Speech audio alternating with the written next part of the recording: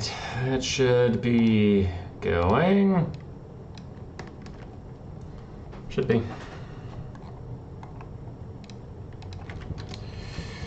Everyone. Alright, it should be going. That's why we do an audio check. For some reason, it's picked up the wrong mic. Alright, sound, mic, switch, boom. Checking on that in a bit. How's everybody? We'll shuffle and get this going. Sound, mic, switch, boom. All right, we sound great now. Hey, we have a faction war qualifier today. One right now, one later tonight. So looking at check-ins, looks like most of the people are checked in. Scroot's checked in, but he doesn't have a faction. Dark Elves. I'm just making sure everybody who did check in has a faction. So we need Scroot. High Elves, Norska, Khorne, Demons of Chaos, Vampire Coast, Nurgle, VC, Warriors of Chaos, Brett, Beastmen, the Vampire, Redacted, and Swerves on Empire. Cool. Cool. Looks like it's going all right. 23 out of 33. Who's the last? Cathay Enjoyer pops into last second. Can he beat Dr. Jellyfish? Is the question.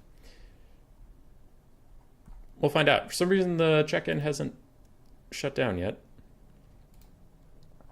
So I'll message Scrooty Pooty and figure out what he's playing.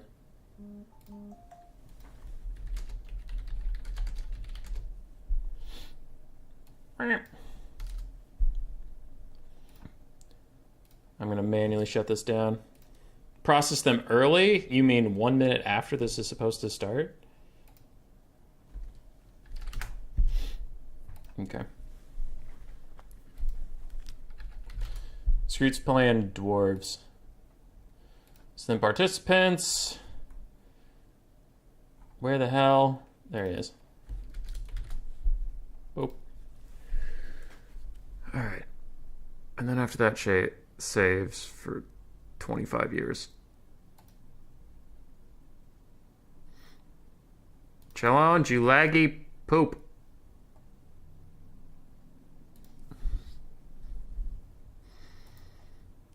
How about we try that again? Nope, participants page just locked. Alright, it didn't change his name. Oh my god, fill it up! Does every other tab work? It's just the participants that is broken?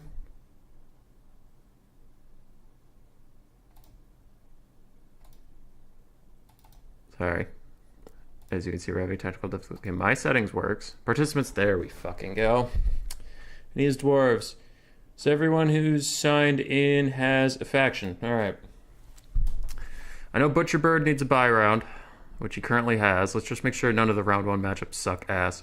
Sir Groot, Warriors of Chaos versus VC. Well, it's no fun to watch. It's actually a pretty even matchup.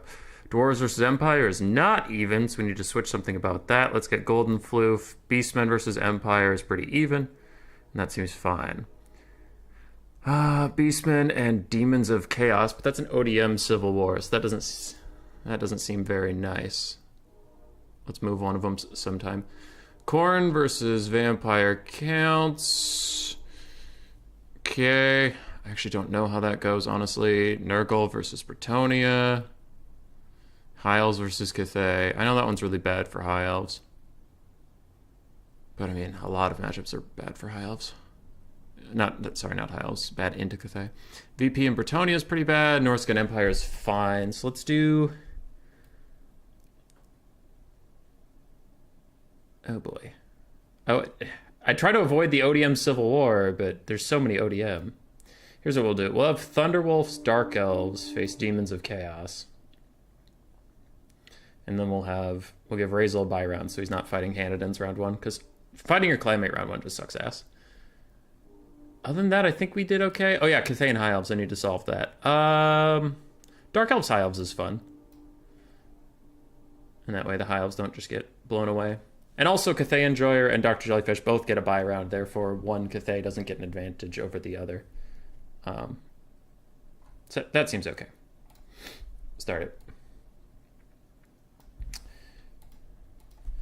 We live. Go, go. Only wait for stream in finals. So, since it gets late for some people or something.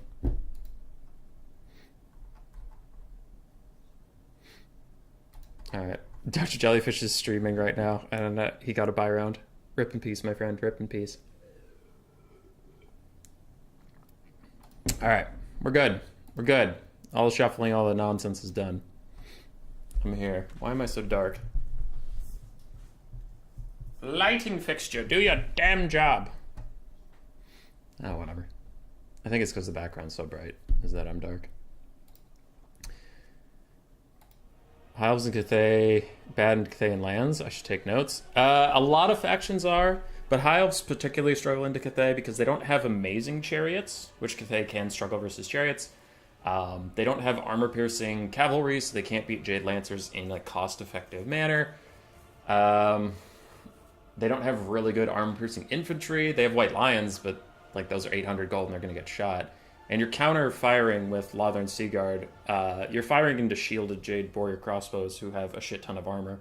So it's like, it just feels like High Elves lose across the board and it feels bad. It feels bad. Cuden, you just got done with work? God damn it. Loopy's here, Geese Howard, Izzy. Bird, I gave you your buy round you requested. Have you heard of the tragedy, the Restorer of the World? I have not. I haven't heard anything like that. Is every faction going to be represented in your current line stream faction tournament? As many as possible.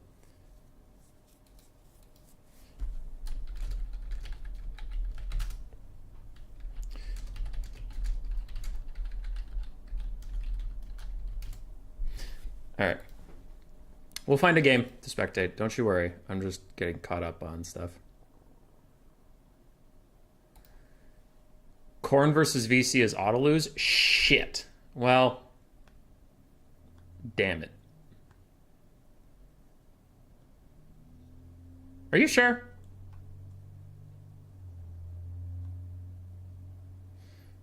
I can't believe only 4 of the 5 streams in 1 week are land battles. Why does Human really love Dom so much? Because I am a shitty, terrible person.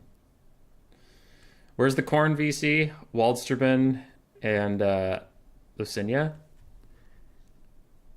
I mean, good news for Lucinia is they're the only Corn here, so they're going to get invited to the faction war anyway. So at least it's not like one Corn got to fight Skaven and the other Corn got to fight vampire counts that get knocked out. Like, at least they auto-qualified by being the only Corn.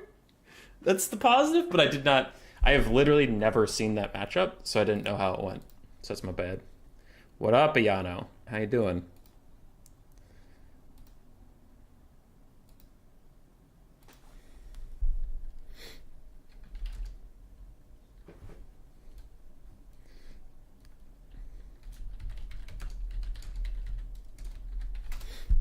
Okay. So we need to find a game.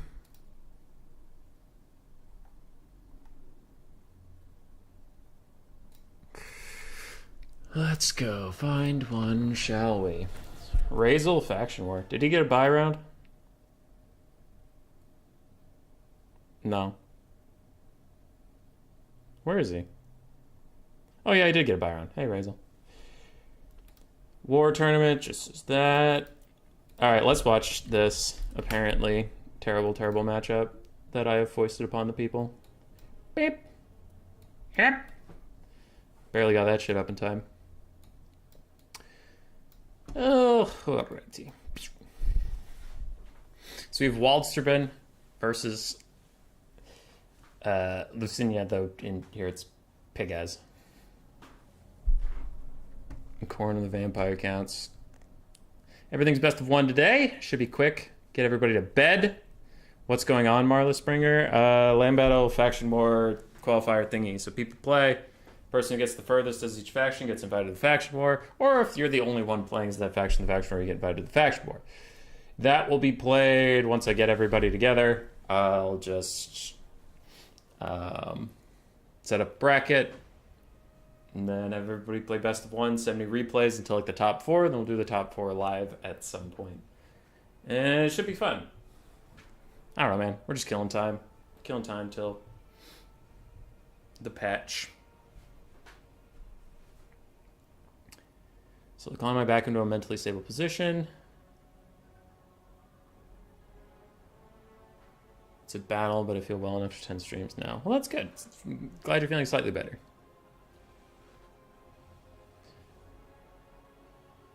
Just got done being depressed. First match I come back to is Vampire's Corn. How would you do this to me? Maybe it won't be that bad.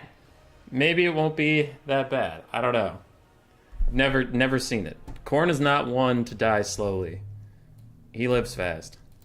We get the Mino bus, plus a Gorgon, plus some Skirmish Cav, versus a Mortis Engine, double dragons, if you include a Terrorgeist as a dragon, which I do, because it functions as one. And some people are like, no, it's a big bat! And I'm like, fuck, it's a dragon. It looks like a dragon. It acts like a dragon. It breath attacks like a dragon. No, it's a giant bat. All right, well, bats are useless and shitty. They don't do anything. So how about that? And then people are like, Terrorgeists are useless and shitty. Don't do anything. I'm like, well, then fine. It's a bat. It's not a dragon. So we have a dragon and we have a bat. Different things, I guess. But I'm still going to call it a dragon.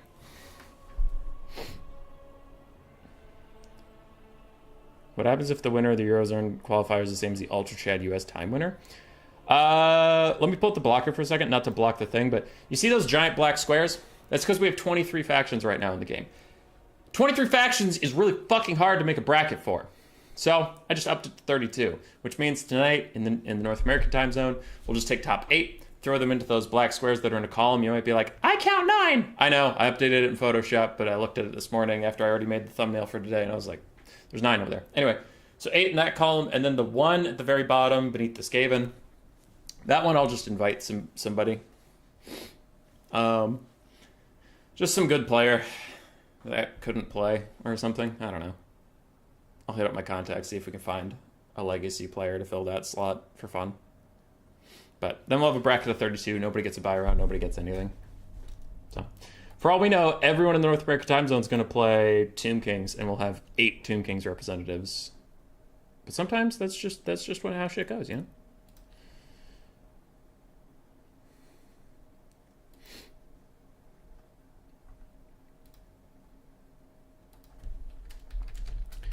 All right. So, we did look at these builds in the load screen, but to get a little more into depth, we have Skeleton Spearmen, Skeleton Warriors from Waldsterben, 2 Crypt Horrors, a Mortis Engine, a Necromancer with his Forbidden Rod, crap ton of zombies, and 2 Fellbats, 3 Fellbats, a Terrorgeist, and a Blood Dragon Vampire Lord. Now this is interesting versus Khorne taking this many zombies, because that is just free kills for them to get to charge their army passive, so I think actually you might just want to stick to Skeletons or Graveguard.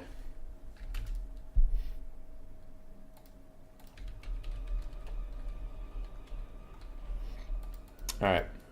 On the other side for Khorne, 4 Marauder Horsemen with throwing axes. Good.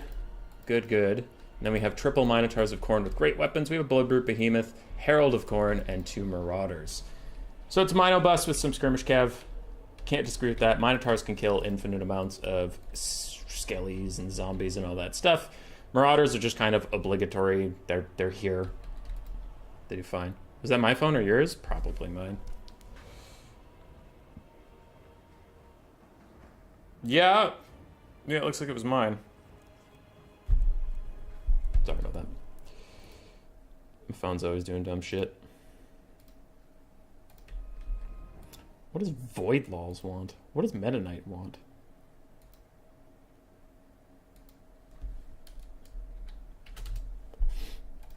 Alright. Everyone's messaging me, it's scary! As I was saying, Skirmish Cav are going to want to shoot the Mortis Engine, the Necromancer, the Terrorgeist, or the Blood Dragon Lord, maybe the Crypt Horrors. The Minotaurs of Khorne will want to churn through all these zombies because in Game 3, the Blood Greed passive now stacks off of kills, so they will want to sit in those zombies for a little bit and get up their kills. I don't like that change. I preferred it when they were just in combat for a certain amount of time and then it popped, because this incentivizes these monstrous infantry to get in a fight with basic infantry for some reason, which is not what our monsters infantry generally do quite well.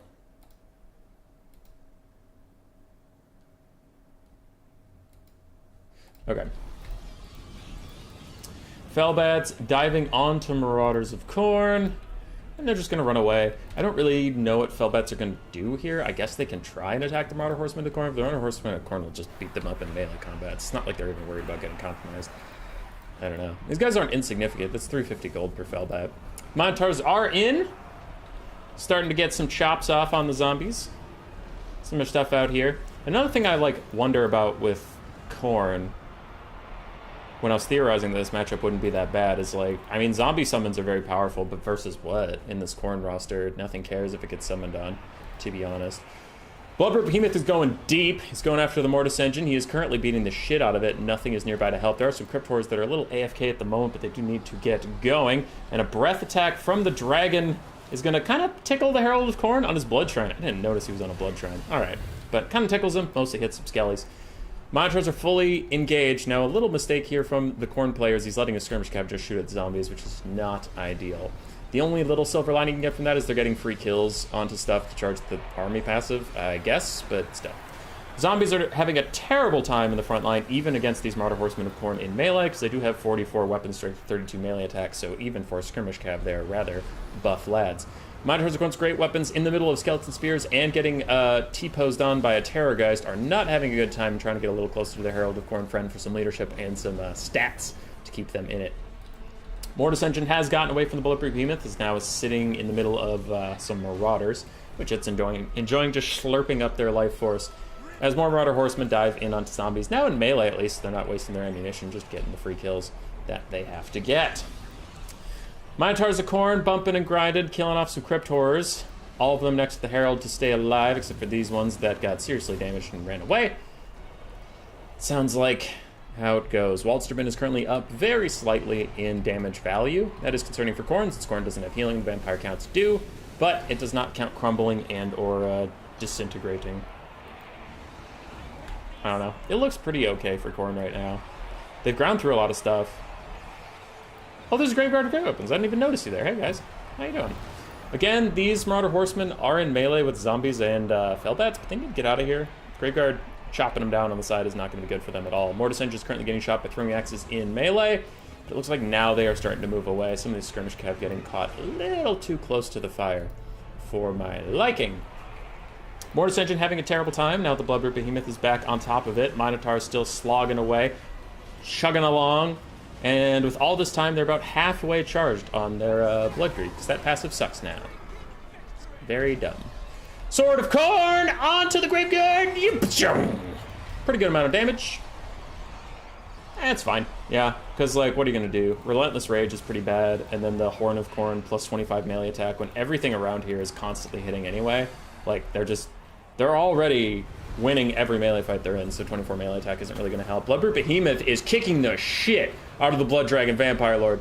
That guy is not having a good time at all. Terrorgeist is now left in the fight as the Blood Dragon is going to run away, and the Mortis Engine is slowly starting to crumble, kind of, sort of, but its passive healing is overcoming that of the crumbling, so it'll be just fine. As more and more throwing axes are being rallied, Felbats are crumbling away, and even with that, they can't really take on the skirmish cav if they wanted to. Mortis Engine is going, maybe gone, maybe not.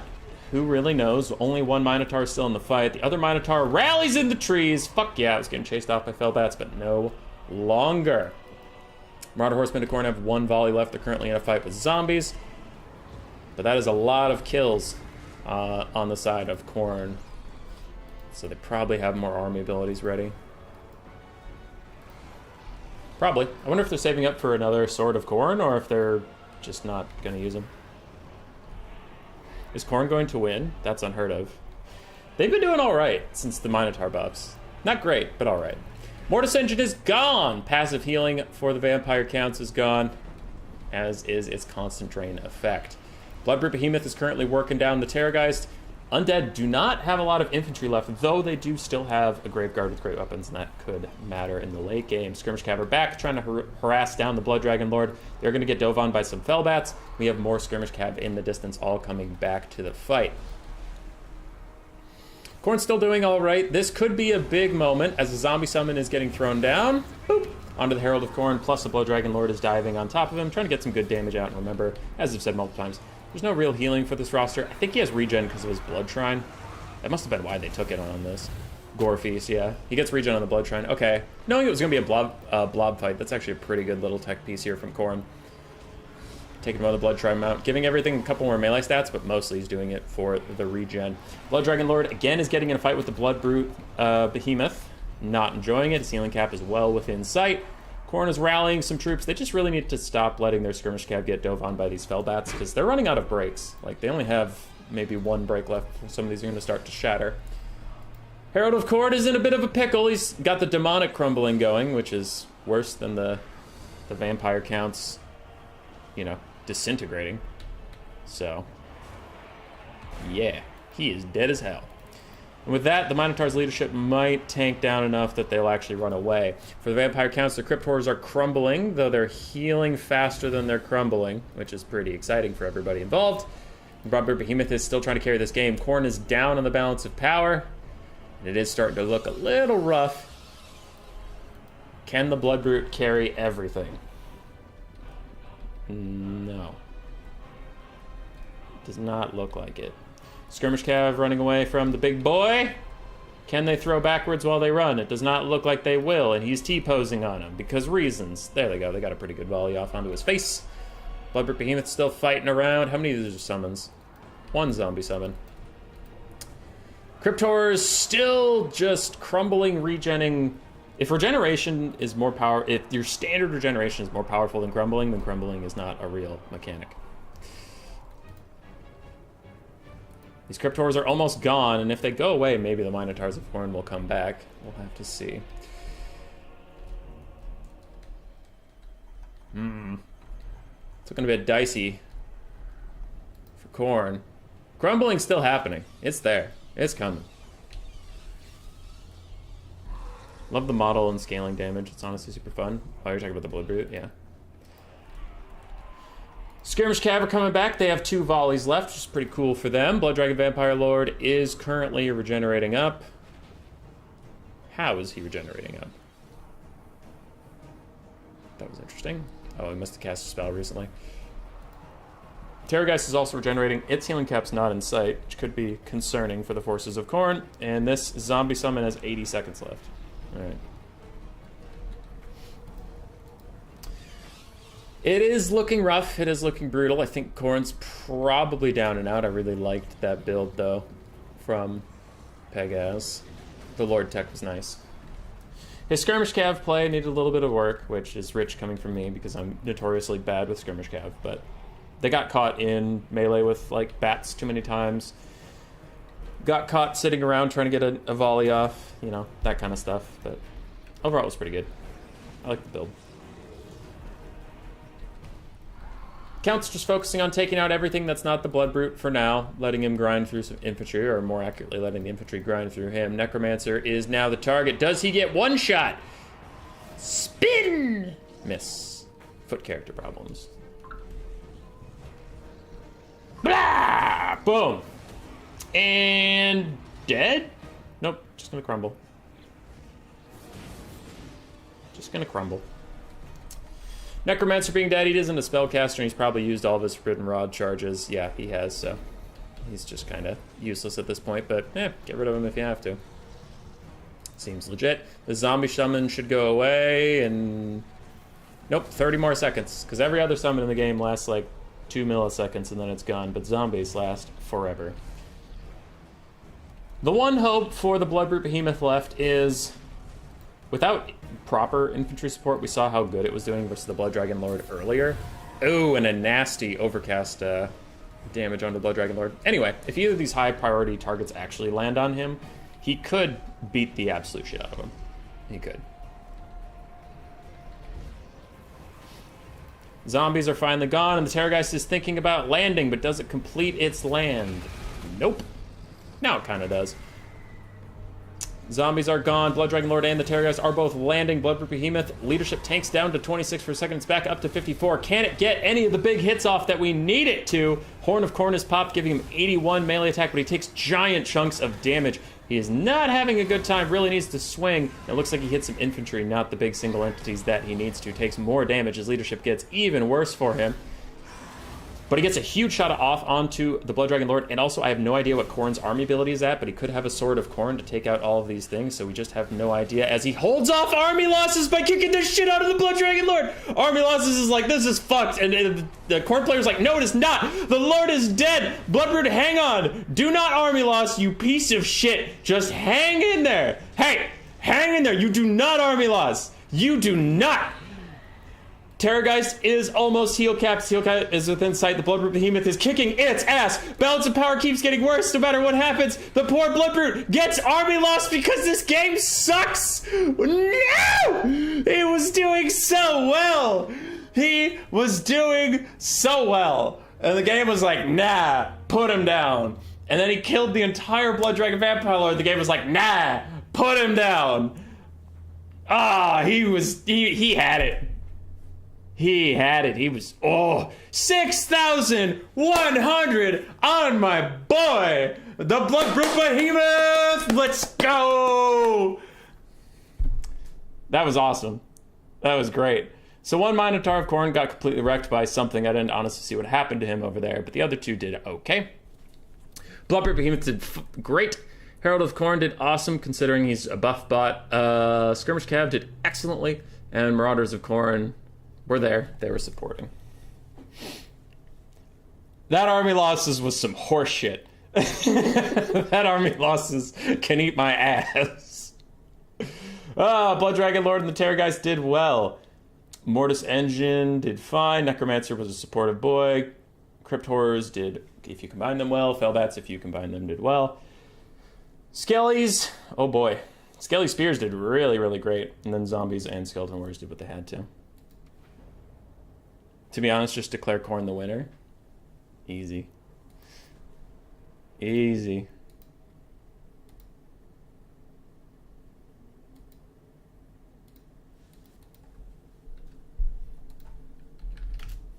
Okay.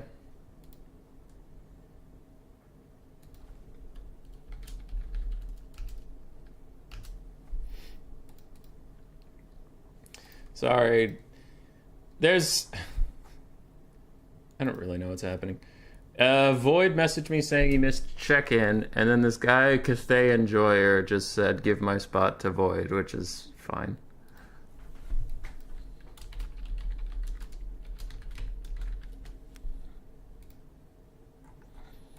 Okay, if that's what both players want.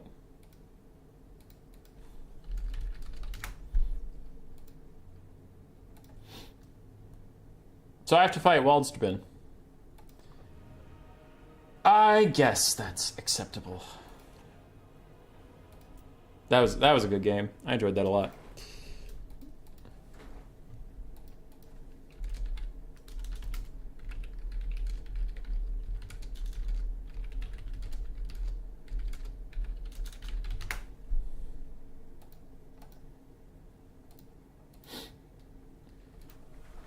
Did I just miss a good cast? I mean, I was casting your thing. Yeah. I thought it was a good time. I enjoyed myself watching the Bloodroot Behemoth get a million things. A million points. Oh god, people are mad. It's all going to shit.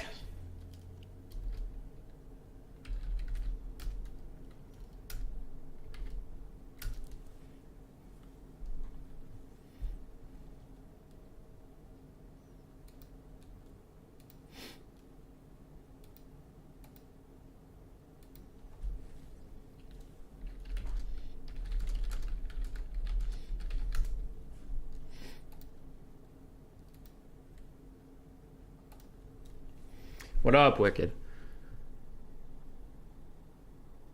Is a Cathay Enjoyer? Cathay Enjoyer sounds cool. I mean, he likes Cathay. Dr. Jellyfish is also playing Cathay today. And he has a stream somewhere. Though he got a buy round, so he hasn't really started yet, but he will soon. Queek or nothing. If High Elves win, I'll donate $50. Half for the winner and half for the caster. Ratman thing. This is what happens when my work is a water main break. And I work from home. All right. Test food for poison. I had a pet rat when I was a kid. Sparky. Sparky was great. All right. Waldstubin's grabbing a drink. So let's see. Is there any Skaven competition left?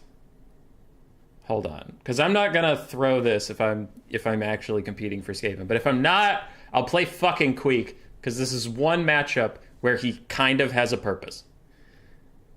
Cathay VC, Empire Beastmen, Dwarves Skaven VC, Dwarves, Demons of Chaos, Brett Beastmen, High Elves, Brett Vampire Coast, Bretonnia VC, Empire. Okay. There's no other Skaven. We'll play goddamn Queek. Also, I won't put up a blocker because it technically doesn't matter whether I win or lose. I'm going to try to win. The only caveats I will give you about, like, silliness is I will not put up a blocker and I will take Queek. But aside from that, we're playing serious. And why did I briefly say Queek is kind of, maybe useful here? Kind of and maybe are very important. And Vlad. Vlad is very, very difficult for the Skaven to deal with. Vlad double White King on foot is all actually quite common. Queek can beat Vlad. He could do that. Now, why is it Queek better then? Because if they don't take Vlad, you are fucked. You're completely fucked. And if they take Vlad and don't just walk into Queek, still fucked. Mega fucked. He's more expensive than Sigvald. And Sigvald is a little bit better than Queek. Now, again, some contrarians might be like, well, Queek beats Sigvald, so Queek's better. Yeah, but like at everything else besides 1v1ing another foot character, Sigvald is infinitely better than this bitch. But I'm taking him. All I heard is Gorch is on the way. That would be a very different build. I can't have Queek and Gorch. It's too many things that I gotta fulfill. So what do we need? Warlock Engineer. With Howling Warp Gale, Flensing Ruin, Musketeer, I'm going to take off to save the 100 gold because with Flensing Ruin, I'm not going to spam out Musketeer. So if you don't spam it, lore passives aren't generally that good. And also, vampire counts don't rely on their melee attack or their leadership, so it's not really that helpful. But I am just taking this guy for his Mortis Engine. Now, if I just want his Mortis Engine, why am I not taking the Plague Priest on his Big Bell? Two reasons. One, Plague Priest on his Big Bell is much more susceptible to Crypt Horrors and can get gooned out pretty easily. Two, expensive. Also, I want Flensing Ruin. I don't really want summons. Right? So we have Queek. We have a Warlock Engineer. I'm going to get a single Brood Horror because I've been liking them recently. Armor Piercing, Regen, all that stuff. It's pretty good. Let's get some Ratogers. And then what? What's the map? Troll Run? Okay. Not ideal. Could get some globes. Could.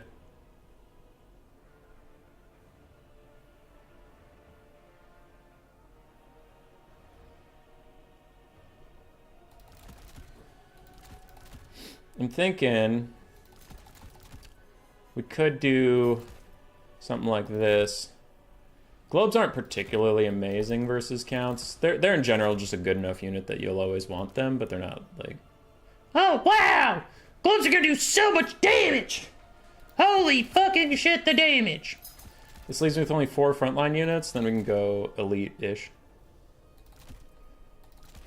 With the Vulcan Tail Slashers, I can just get 2 of you.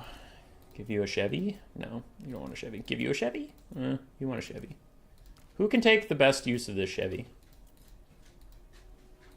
Is it the globes? I mean, whatever. We'll just get a Night Runner then. We'll see how this goes. No, I need a different... Okay, I know it's the same banner, but I need to go find the Clan Moors banner because it's just what's right.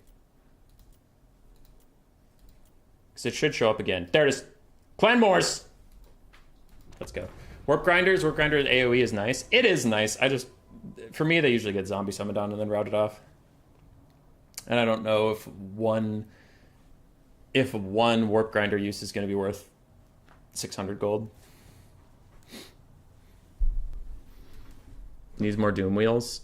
Globes aren't good in lands. Globes are good in land. They're just not particularly good against vampire counts. Globes are really good against infantry, which the counts isn't going to take any infantry they give a shit about. And globes aren't as good at finishing anything off anymore. They're really good at taking you from 100 to 20, right? But once you get to 20, globes really stop dealing that much damage because their damage over time got heavily nerfed, which it should have been. Not complaining. Their damage over time got heavily nerfed, their explosive damage is currently busted, so that means when you're at high health with a lot of models, they take more damage. But when you get down to that low, you know, oh, there's just a couple models left, they really don't do anything. So, I don't know. I've had much more problems since Game 3 in this matchup with Vargeist spam, which is why I'm trying out double slinger, quadruple skirmisher.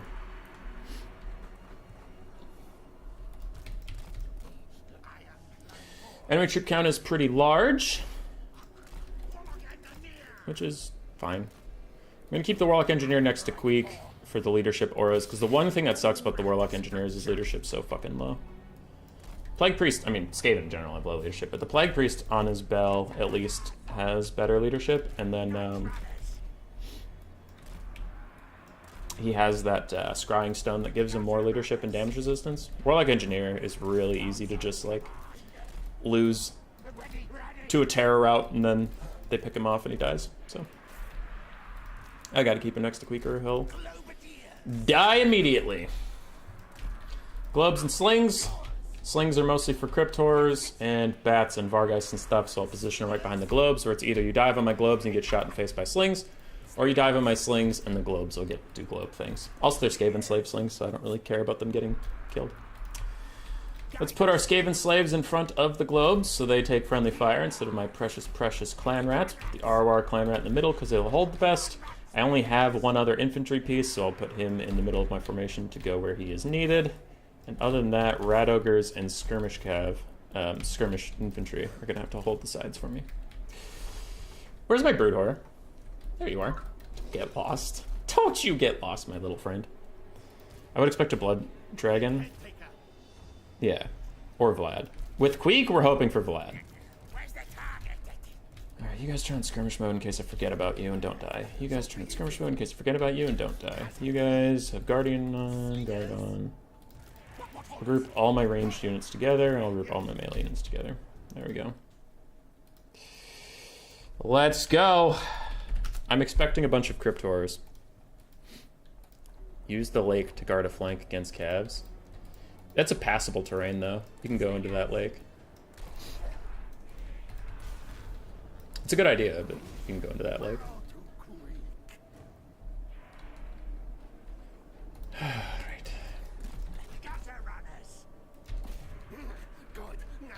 Okay, don't see anything behind me just yet. We have Manfred on a dragon, which is pretty bad for old Queekster, but with my skirmishers out doing stuff for me,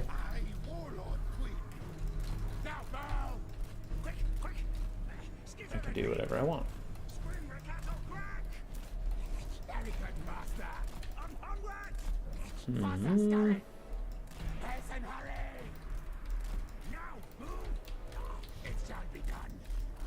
This is one place where it'd be nice to have a warp lightning cannon.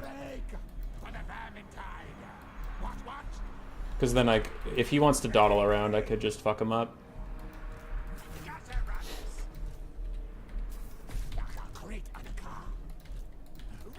What are those, Blood Knights? Yeah, those are Blood Knights.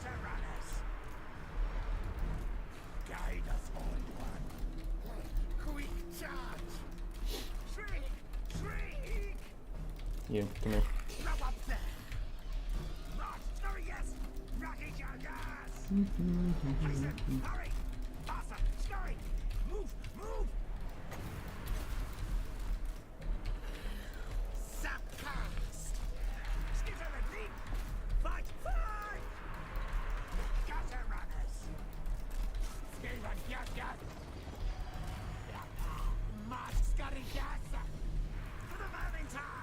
Okay, so this might be a good little situation for us. Took some damage on some Night Runners, not even our Gutter Runners.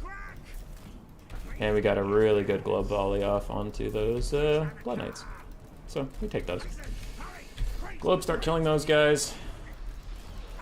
You're all going to be attacked, but I'll pull in some Rat Ogres to help you. Take the fight. Keep those bats on the ground. Nothing else is flanking me for the moment, so we're largely fine with this. Warlock Engineer, walk over here and start mortising. You guys shoot at them. You go over here and start hitting that. Slingers are helping with this. You come here. Oh, Oh wow, there's Cairn Wraiths. Why? Why would you possibly want Cairn Wraiths versus me? I find that odd, to say the least. It's a zombie summon. We're pretty fine with that. Things are going okay. I'm gonna be honest, I don't particularly love this Vampire Counts build. I'm a little confused what it's meant to accomplish. Because, like, what are the Cairn Wraiths gonna do? My faction has, like, some of the most magic damage in the whole game. They're just gonna die. I don't know. We'll see.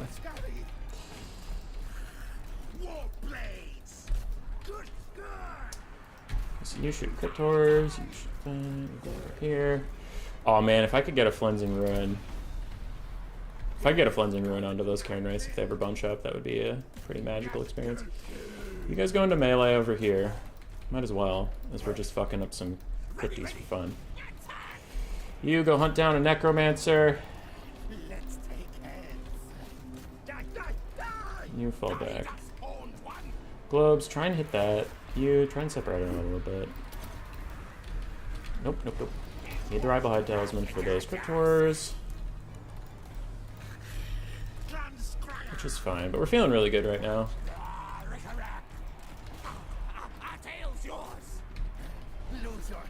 Okay. So I have some extra Spearmen. Let's pull them up over here. These guys are getting run down. Sometimes that just happens. Actually, yeah, come over here. Creek's just in there. He's helping out.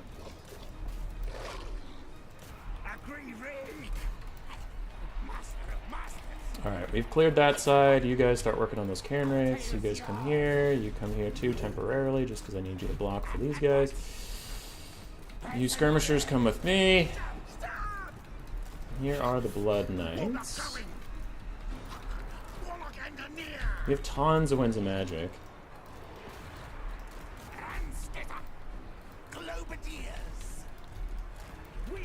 Globes are trying to chill out.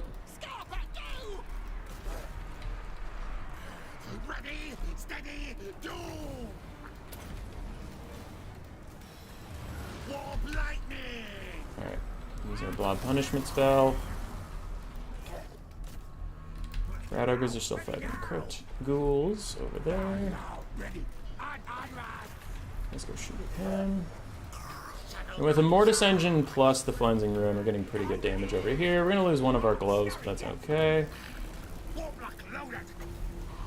And my poor Clan Vulcan Tail Slashers are taking a breath attack, but also at the same time, they are a 500 gold unit, so there's a little bit of who cares. Okay, all my skirmishers that still have ammo, can you guys turn melee mode off and back the fuck up? Globes, throw out those Cryptors, free up Queek, I need him back. Rat Ogres, come with me. We're gonna go help with this, because I need Queek to be able to move around in case Manfred ever wants to land on my caster. Aside from that, we're doing fine. Yeah, Balance of Power shows it too. We have tons of skirmishers left. We have one Poison Wind Globe uninhibited. Our hero core is largely doing fine. Stand your ground, just keep things in it. Zombie summon plus a dragon is gonna take out my wounded globes. I don't care. I'll let that go. Queek's in a good fight with some Cryptors right now, so that's fine. That's a summon. I probably shouldn't globe that. That's also a summon though, so the actual targets I can globe are getting rather limited. Can those fucking Cryptors just die? Just die! Blood Knights, everybody collapse onto the Blood Knights. Those globes are dead as fuck. Cryptors, down to 4 models, still not dying. There we go. So we can fight them.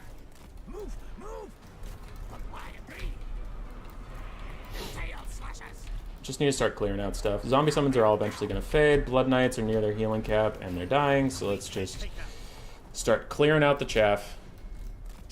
We all gotta eventually. Skirmishers shoot at Manfred. Slingers can shoot at Manfred too, as Rat Ogres and a whole bunch of stuff just to fight zombie summons. That's another zombie summon. God, there's so many zombie summons. That's a zombie summon. Kill anything that's not a summon. Let me just wait. Go, Brood Horror, go. Can I lower his stats? I have to get outside the blob. His stats are already shit. If I can get trophy heads on him, he'll actually be worthless. 6 melee defense. Go, Brood Horror, kick his ass. Go, Brood Horror, kick his ass. He has 6 melee defense. Get him. Alright, we have some gloves back, but I don't know if that matters. Another fucking zombie summon! How many do you have? How many do you have, dude? I thought that shit was limited. How many casts of it do you have? Whatever. I have tons of magic for more Flensing Ruins. So we're feeling pretty good about that. Let's pull some Rat Ogres back that are super damaged so they could just, get some vigor back or something. You guys don't even have any ammo left, so turn off fire at will. We'll fight some zombie summons. Just running away from them is just proving more annoying than it's worth. Globes go through out those Blood Knights. You're all reconnecting to get some leadership back.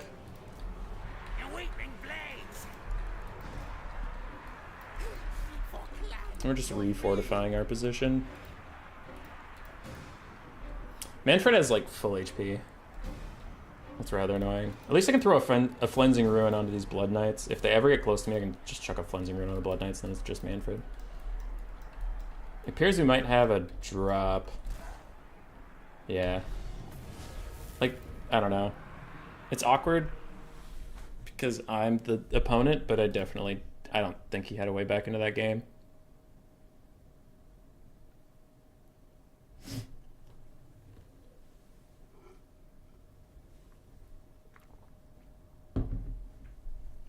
Those Blood Knights were doomed. If they ever got close to me ever again, I would just Flensing Ruin them, and they would die. So it was just Manfred left. And I had Queek, an Assassin, a Warlock Engineer, Rat Ogres, a Brood Horror, some Skirmishers.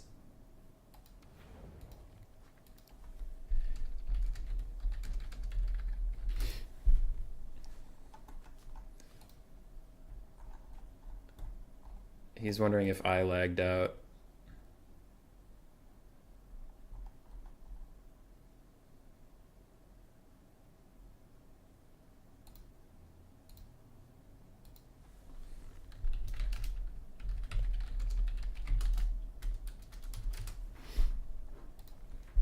Let chat decide with a poll, power to the people. I mean, how many qualifiers are you planning on doing? 2. This one and then 1 tonight for North America. Someone just asked me something. Oh yeah, Dark Tide. When does it come out? November 30th. Okay.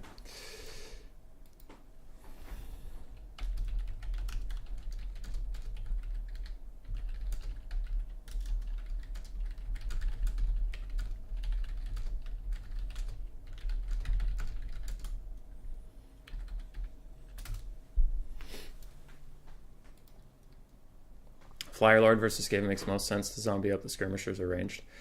Yeah, it is risky though, because Skaven have the best anti-air tools in the game. I have a build I really like versus Flyers before Vargeist got buffed, where you'd have 2 Warp Lightning Cannons, one of which is the ROR.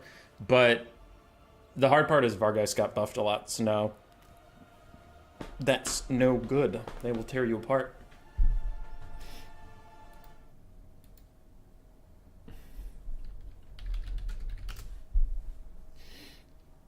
Alright, so he conceded. What was Eldrin typing me? With all that word tech and strange creature, think the Skaven are compensating for something? Probably. Probably. Alright, so I got this. Boop. I wonder if we can just happen across the game. Faction War. I don't see anything else. I just see this one. I don't know who to ping about that for the spectator slot.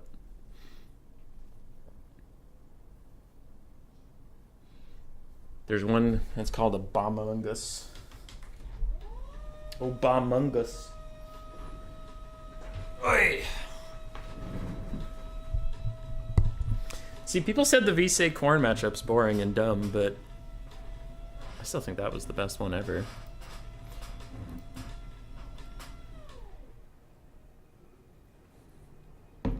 $6,000 on the Blood Brute. Skaven 2 OP. They are quite strong right now, for sure. Like, Chaos and Undead are stronger, but if Chaos and Undead get nerfed and Skaven don't, Skaven will immediately just, like, right to the top.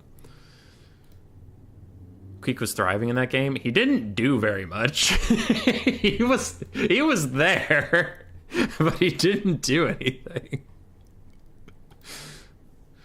Oh, well. That's funny. So I just saw Scroot and Bowman's game appear, meaning they probably finished. I see Razel's game appear, so Razel probably finished, and in which case, whoever won those two games will face each other, and we'll get to watch that. So here's the bracket. Okay, so Bowman advanced, and now like I said, Razel's game just reappeared on my screen, meaning it's finished, so someone's going to advance here, and we'll watch this game.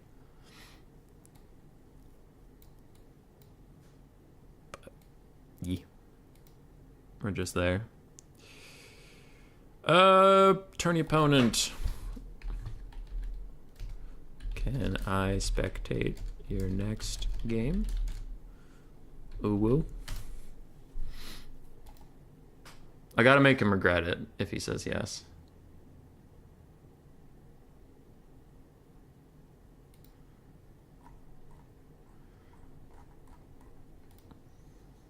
Who won here? I'm very curious.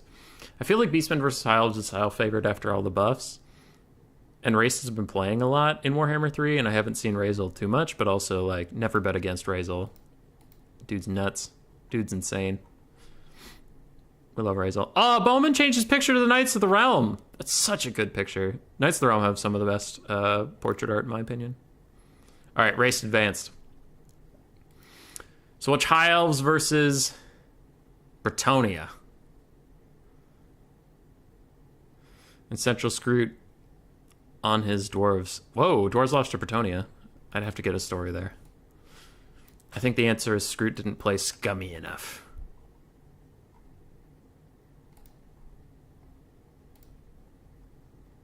Yeah. Yeah. Oh, and we're even on Knight's Run.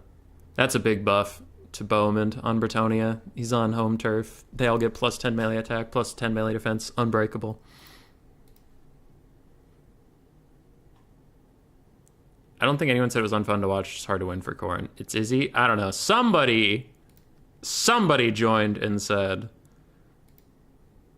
it's vampire count, so it can't be fun.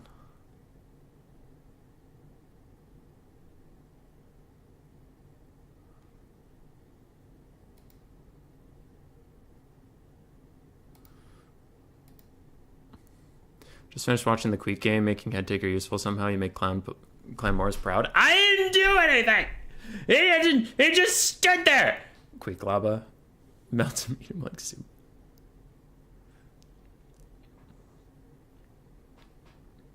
Y'all are silly. Lucinia, if I'm saying your name right, did you go back and watch my cast of your game? Because that was really funny. That army losses was complete bullshit. Listen, I don't think he has it. I don't think he can win. And then the Bloodbrute Behemoth kills the Vampire Lord, and the game's like, listen, I don't think he has it. I don't think he can win. And then he gets 2 big hits onto the Terrorgeist, and it's like, I said listen, army losses. And it's like, what? This is getting better and better for Corn, and you just hit him with the army losses. Man. Dude, Corn, after the buffs to the Minotaurs, has been doing okay. Like, B or C tier, depending on who you talk to. But, like, their balance of power still fucking sucks. Like, that needs to be fixed. They get railed every game on balance of power. It is so dumb.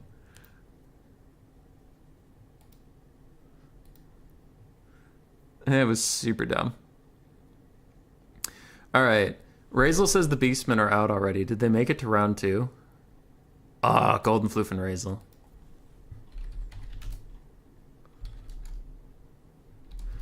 I'll compare records, but you went 1-1 and Floof went 0-1.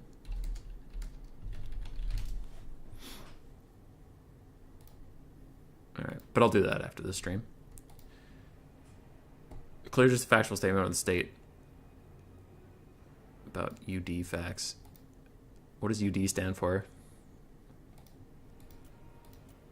Where am I going? Bowman said the lady wills it. So he's okay with me speccing their game.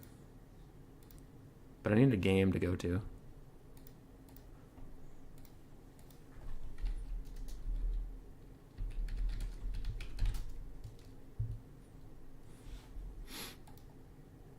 Oh, there's a lobby.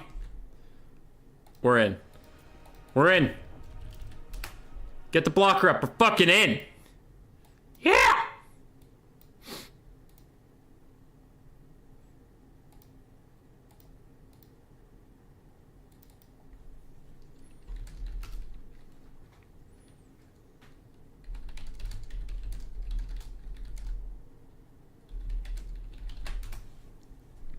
So we have Brett versus High Elves. Void Law's advanced towards the bottom. Dr. Jellyfish advances towards the top. So if you enjoy Cathay, go find him on Twitch. I know on my Discord he posted a link that he was streaming. So here's the bracket right now. Top 8, we have Cathay, Empire, blank, Skaven, Brett, High Elves, blank, VC.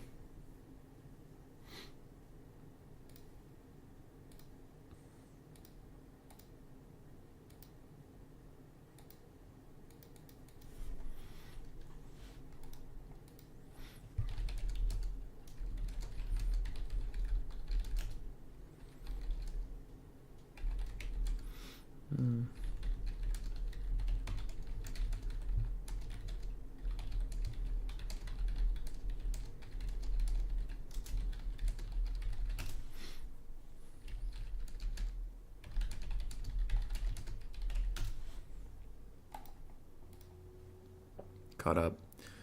You won VC for Skaven? Well played. Thanks, Void. I took Queek just because of you.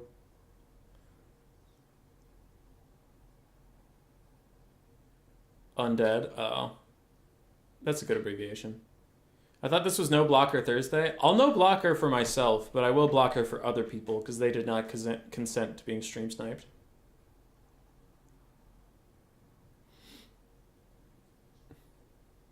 Void, the fact that you're still in this tournament annoys me because I was just going to invite you. When you didn't check in today, I have that extra slot.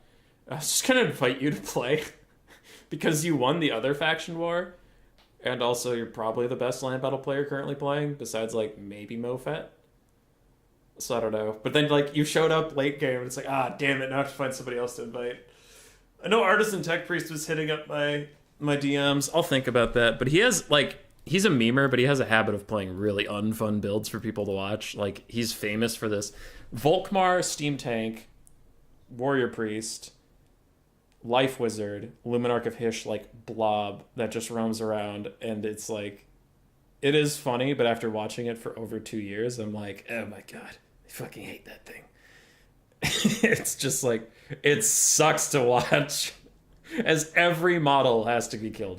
It's everything besides the 2 heroes and the Luminarch are unbreakable, because then he takes a bunch of flagellants like Marsons, and it's like, oh my god. So I don't know. We'll see. He's also, like, he got a new computer, so it might not be as laggy, but he also used to be laggy, so it's weird. I'll see. I'll also ping some of my cohorts who haven't played in a while and just be like, you want to come back to the faction war and play as the faction people know you for? We'll see. I also have to see what happens at the end of today's thing, because I'm probably gonna have a bunch of unfilled slots. They're between that. Oh, okay.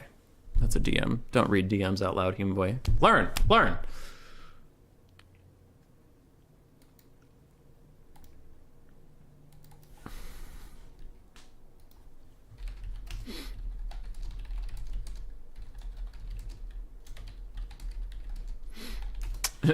He immediately hops in my DMs and he's like, I'm being slandered. I'm not slandering you. It's like, I've seen that goddamn build so many times. I don't want to play Zinch in the Faction 4 finale, it's too stuffy. That's fair, Boyd. That's fair. You got to reprise your VC. All right, we have triple Grail Knight from Bowman. Companions of Quinel's questing knights ROR. I talked to Blood Penguin about them recently. I've been having issues getting these guys to pay for themselves. It feels like no matter what I do, I can't really get the value out of the Companions of Quinel's. And their stat card is so awesome. 50, 48, plus 10 more anti-large, so it's 60 melee attack versus large targets, armor piercing. They have physical resist, they have immune to psychology. Like, everything on paper looks really good. And then it feels like they're a limp noodle. Like, I was playing versus his Khorne, and I got them to get... I took Knights of the Realm, take Skull Crushers in the face. They get destroyed. But then I wrap the Companions of Quinel's around, get a rear charge, and give them Favor of the Fae, the plus 40 melee attack. And I'm like, all right, I set you up to win. Go! And then the fight between them and the Skull Crushers lasted like a full 2 minutes. And in the end, the Skull Crushers killed both them and the Knights of the Realm. And I'm like, I did everything for you! Anyway, but when you see someone use them well, it'll bait you into picking them 5 games in a row and being like, they're the best unit ever! And then they suck. Aside from that, we have triple Peasant Bowmen, none of which have poison or fire. Men-at-Arms backline, Men-at-Arms and Peasant Mobs frontline. And then we have a Fey Enchantress with Dwellers Below, Earthblood, and her Bound Comet. It's the Chalice Potions, but it's just the Comet of Cassandar. That's all it is. And then a Paladin with Guardian. Cool. He is currently Lance formation. I don't know if that's for fun or if that's actually good now, but I don't think it's usually considered very good. On the other side, for Raced and his High Elves, he does have an Arcane Phoenix. Embrick on Footrick the Wanderer, but a different Wanderer. Lord of Dragons, a Dragonhorn. He also has a Mage of Death with Fate of Buna and Spirit Leech. Front line of Spearmen and Silvern Guard. Secondary line of Lothern Sea Guard. Tertiary line of more Lothern Sea Guard, more Silvern Guard, and 1 Illyrian Reaver. So it's spears, bows, and a Phoenix.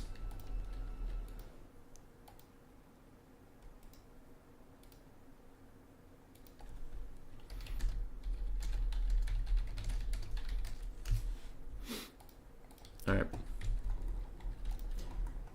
Oh, and there's another Illyrian Reaver just hidden way in the distance. 2 more. 2 Illyrian Reavers. Just shh, no one tell them. Shh, no one tell them. Nice of the Knights to show us what direction they're going. Yeah. So these Knights aren't actually charging back at the Illyrian Reavers as much as it looks like that. They had attack orders to stand around. Oh, now they saw him. Run, Race, run! Run! Operation Get the Fuck Out of There has begun! Run, they see you! So Grail Knights are going to chase around Illyrian Reavers. Illyrian Reavers are faster, so maybe they can get out of here unless there's some really good herding tactics from Bretonnia to really cut them off. As Bretonians are going to rely on their field trebuchet to force the High Elves to come to them. Bunacaster, good night. Goodbye, Grail Knights. That's true, but there are 3 Grail Knights and a Companions of Quinel's, so which one you gonna Fate of Buna? What you gonna do? There's too many. Bunacaster, goodbye, Grail Knights. Faye's Chalice, just drop a giant blob of peasants that are on fire. I mean, you could just steal the stats from Piercing Bolts of Burning and be fine. Faye is getting charged by the Arcane Phoenix. Now, she does have physical resist. Oh, wow. She has 0 resistances against the thing. She lost her magic resist. So this thing does magic damage to her.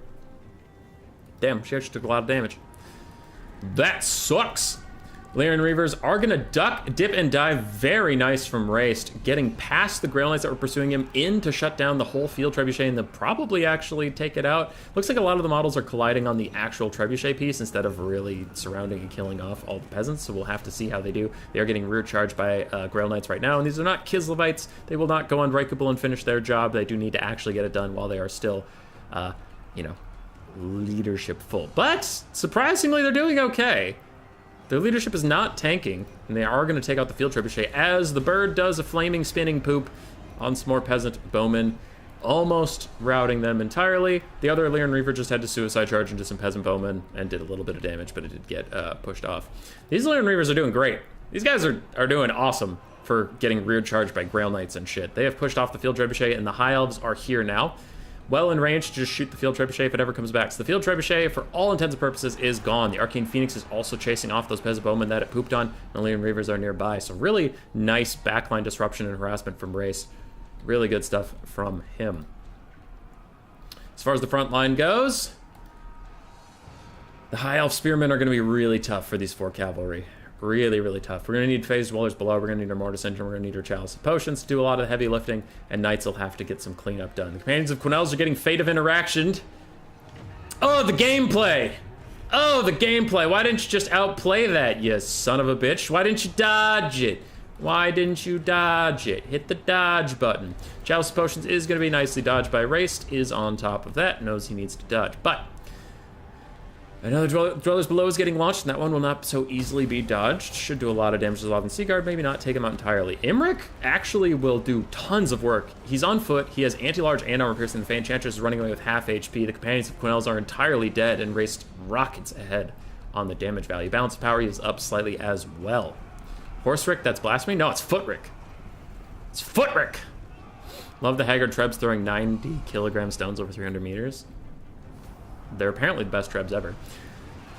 Footrick is now beating the absolute piss out of a Paladin as Grail Knights try and get in here and do some stuff. They do capitalize on the Dwellers Below Lothern Seaguard, taking them out once and for all, and the other Grail Knights also get in from Bowman, taking out more Lothern Seaguard, and other Lothern Seaguard are also killed by something. It looks like Peasant Bowman Fire, so we're already almost out of High Elf range tools, meaning you could just slowly beat them up with archers and spells and Mortis Engineering, but the big problems are going to be this Arcane Phoenix and Footrick. Because Fey Enchantress did not enjoy her encounter with Footrick. Not at all, not one bit. Neither did the Paladin. Paladin's kind of dying a horrible death. Arcane Phoenix lands on the Fey Enchantress, gets a huge shot onto her, and she used to be much tankier because she had magic resist, I think she had magic resist and physical resist, but now with spell resist taking over instead of magic resist, things like this that do magic damage do 100% to her because nothing she has helps her anymore. Another Dwellers Below onto these Silvering Guard. They do have a bit of spell resist, but that will not save them from the might of the Dwellers Below, and Peasants and Men-at-Arms are still collapsing in the unholy tide of peasant fervor. But a full health Illyrian Reaver somehow is just dominating the backfield. I don't know where that guy came from, and clearly neither does Bowman, as all of his archers are getting shut down. Without archers, this could get really tough. But a big moment. The Arcane Phoenix is currently surrounded by Grail Knights, who still have Lance Formation. They still have Lance Formation on, because fuck it, that's why. And Earthblood thrown onto these very expensive knights, and the Fey Enchantress will try and help her out here. The High Elves are crumbling all around the place. Something happened to this Mage of Death while I wasn't looking, but overall the balance of power does quite favor them, and I would agree, because Imric is so healthy. The Arcane Phoenix, while it's getting beat up right now, is still pretty healthy, all things considered. And the Bretonnians' health bars are largely locked up in these Men-at-Arms that are worthless. If you look at stuff that actually costs anything, they're all dead. And all four of these Men-at-Arms that are rather healthy, right? That's 1,000 gold total. That's 1,000 total gold. They're garbage. They're shit. Now, like, they're important for the roster, don't get me wrong, but they're not going to carry this game. Nah. Grail Knights hanging on to the last, fighting at the very end, can't really get through Imric, and one thing for the High Elves that could be concerning somehow would be no healing at all for Imric. It's not Tyrion, he doesn't have his own Heart of Averlorn or anything. Yeah.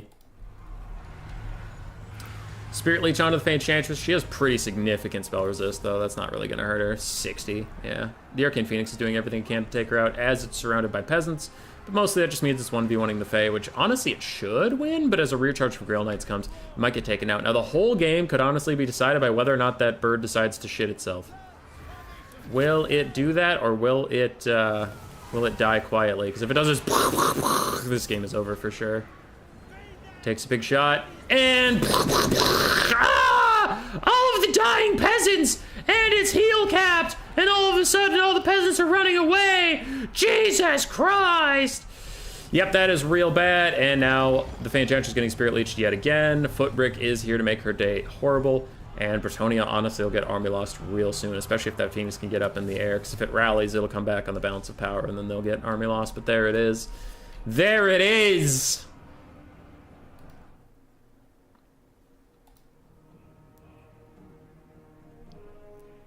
Bowman and Raced had a good show. Raced will advance. Tretch and Voidlulls are fighting on VCVP. All right. Best of luck to you, Tretch. I don't think it'll go great for you, but best of luck. Shiver. Silver Guard did great. Lothern Seaguard did fine. Illyrian Reavers did well. Spearmen did well. GG well played to Bowman. Now, at this point in the tournament, Bowman is the furthest Bretonnia, so even though he's knocked out of the tournament, he will be advancing to the faction war proper, so you can see him again soon. Pink Pony Knight did defeat Handens, so I have to go fight Dwarves as Skaven. Alright.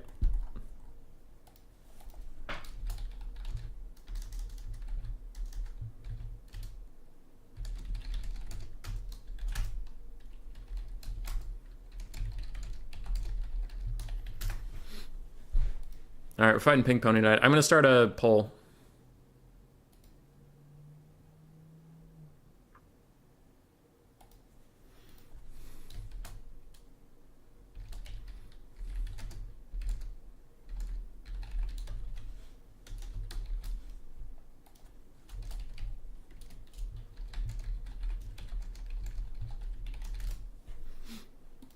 So it's Dwarves versus Skaven. I'm asking chat if I should show you my, like, this is what I do to fight Dwarves build, or if I should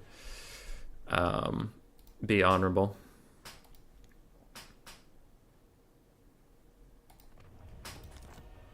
We'll see what you guys say. I'm down for either.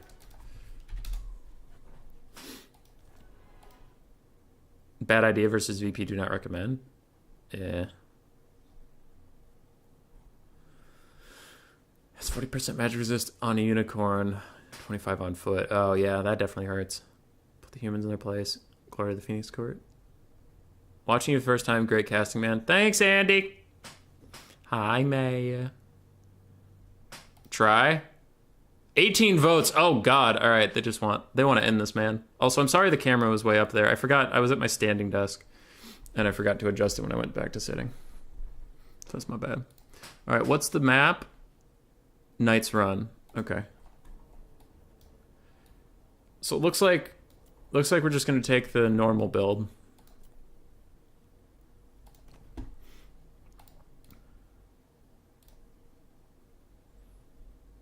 Use a poison with Mars to spice it up, the RR one. The RR one's pretty good. Okay, so Skaven. Let's go with the usual build. Snitch with... He doesn't honestly need that versus Dwarves. It's 200 gold, so you only want to take it if you actually need it. Dwarves' leadership isn't a problem. Their melee defense isn't a problem either for how you want to play this one out. We take a Warlock Engineer. Make him butt naked. But you get his Howling Warp Gale. Case of Gyros. And you get a Plague Caster with Plague Monk Summon for Slayers. You just want it for Slayers. I will get Warp Lightning, but Plague Monk Summon's pretty good against Slayers. Okay, aside from that, Knight's Run. What does this map look like? We just saw it? Okay.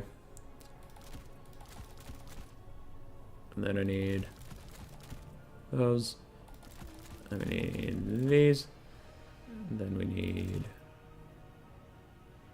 Red Ogres are still pretty good, but they'll get chopped apart by Slayers, so actually I don't need them. Fuck them. Fuck them, who needs them?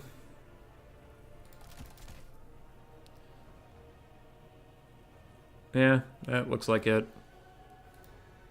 Rather see more Skaven games than more Dwarf games. Just play normal and win. Yeah.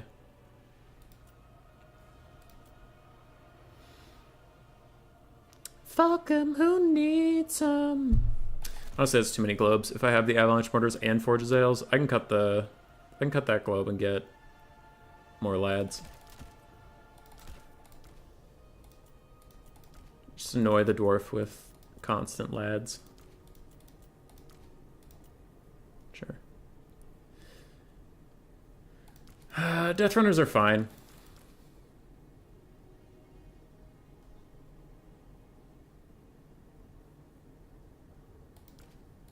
Yeah, I have the Plague Monk summon, so I don't need natural Plague Monks. I can just summon the Plague Monks on top of Slayers. It'll be fine.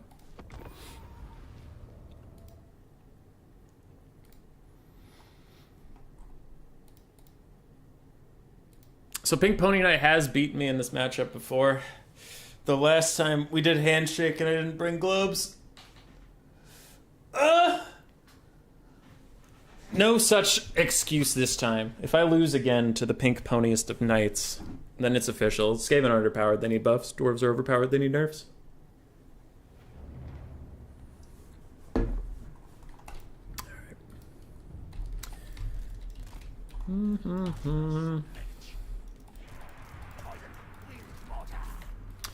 First thing we do is put everything in guard mode.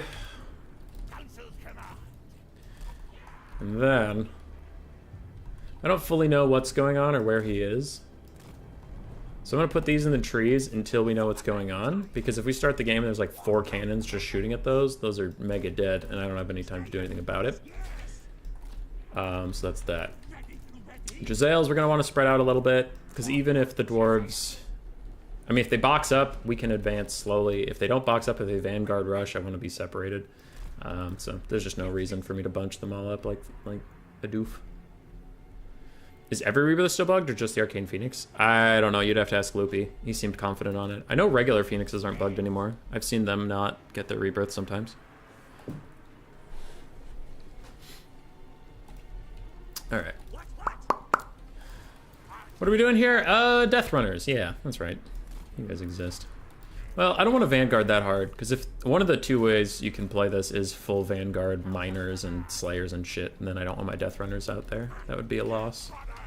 I'll put Snitch out there, because if he gets surrounded, I just do Whirl of Weeping Blades and get him the fuck out, so it'll be fine. Alright, that's all that. Where do I want my infantry? I don't know. Around. Doesn't really matter.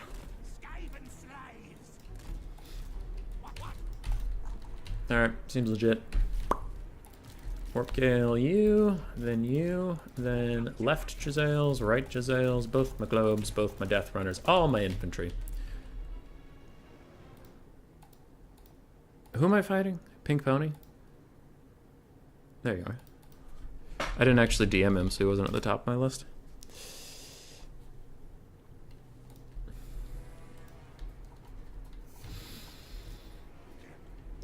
One of the reasons I like memeing is I have excuses if I lose. Now everyone will just know I'm a shit player.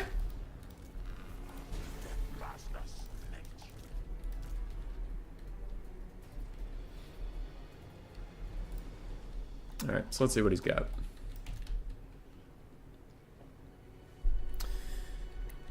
Flamers and Dwarf Warriors? Okay. So now that I know I'm not under immediate threat, I need to get out into the open. We have a miner with blasting charge over here. Interesting. But I need to get out in the open with those, otherwise they have a habit of just like shooting into the trees and being worthless. So that's no bueno. Throw Skaven slaves at everybody for fun. You shoot those Iron Drakes because they have such a limited health pool. You guys move up. You guys fire out here where I can actually do something about it. Spin. Spin like your life depends on it. And that's why we take the spin. Alright, so there are some Quarrelers way up there. Start shooting at them. You guys are all just dying for the great and glorious cause. Oh, wait. Okay, those Quarrelers are actually in range now. Move. Run, run. Snitch routed off one. Honestly, I don't give a shit about the rest of these. Let's just go. What are these? Slayers? Okay. Try and clump them up. I don't know what to do with these guys. These guys can go shoot over here. These guys can shoot these Iron Drakes. You retreat. Globes move up. Cover their retreat. You guys get far enough away. Are these Slayers? No, these are Dwarf Warriors. They're the Slayers. I'll want to go say hello to them with Plague Monks.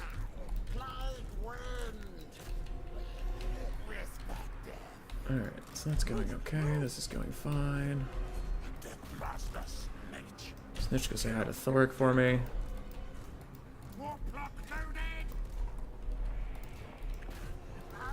You get away. You guys move up. Plague Monks will take care of them.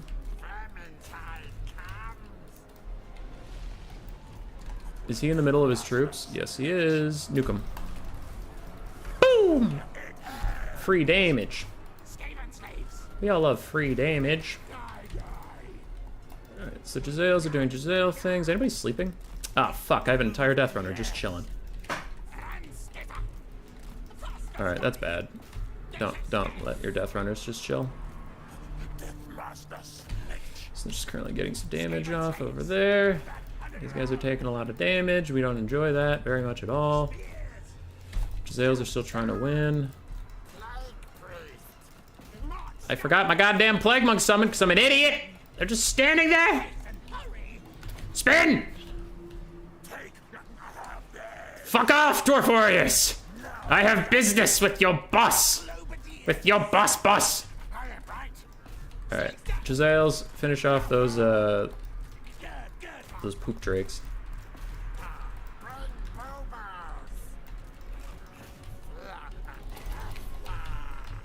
Okay. What are those, Slayers? Oh, fuck. I had my Death Runners fight Slayers because I'm an idiot. That's not good.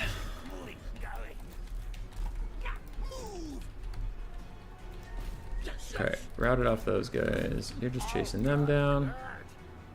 Dwarf Warriors and Dwarf Warriors, okay. You guys go fight this. You turn around, get some free shots. Snitch is currently kicking the shit out of Thoric. You... I mean, one of those Dwarf Warriors. Okay, just keep running. You draw these Slayers really far away, I guess. That's the best we can do here. Finish off those goddamn things. You're still running after that, which is fine. You dropped your attack orders because you're a doof. I'll wait for these Dwarf Warriors to group up on Thoric before I use my net, because the net does more damage than it is actually useful at being a net. It's much more of a damage spell. Things are looking good, though. Just need to keep harassing. Just need to keep annoying. We have one healthy Giselle. He's fine. We have a caster who has another Plague Monk summon. We have some more Giselles. You guys are running away. Avalanche Mortars are dead. These guys are back, so let's just shoot Slayers. You son of a bitch! You come back here! Don't just leave me in Dwarf Warriors like you can. Don't you do that as if you own the place. Are those Slayers? No, Dwarf Warriors. Okay, then these guys will be fine. How far away are you? Ooh, very. Okay, hit them with that, and then you're gonna spin in them, and this entire unit's gonna go away. Goodbye. Fuck off. Alright. Things are looking good. We're honestly getting near to army losses. I want to kill him with my own hand. Come here. Come here. Let Snitch get the kill. Let Snitch get the kill. This is how it ends. Yeah. How did you miss? He's sitting still. Hit him. That was a decent shank. Get him. Get him. Yeah. Did it. All right, where's the last Slayers? There's got to be Slayers somewhere, otherwise this game would be over. There they are. GG.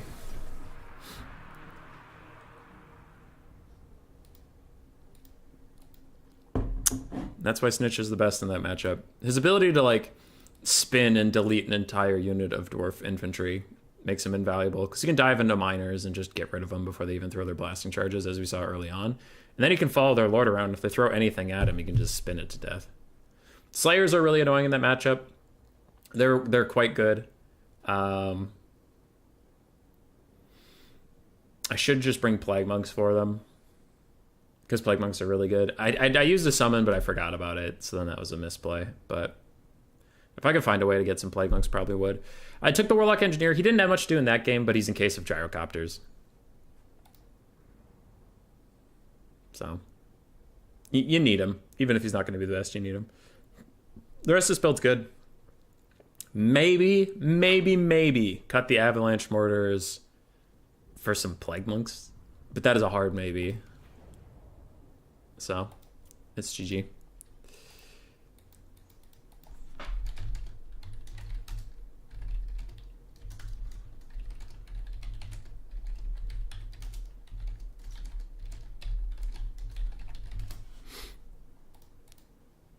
GG, well played. Thanks, Eldrin. Thanks. Alrighty, what are we doing here? Raced versus Bowman is empty. I assume someone's just sitting there.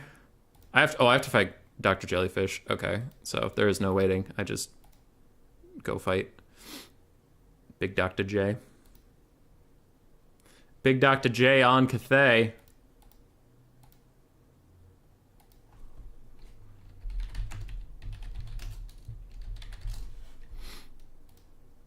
Oh, Jellyfish. Yo! You have a lobby. I'll message Raced.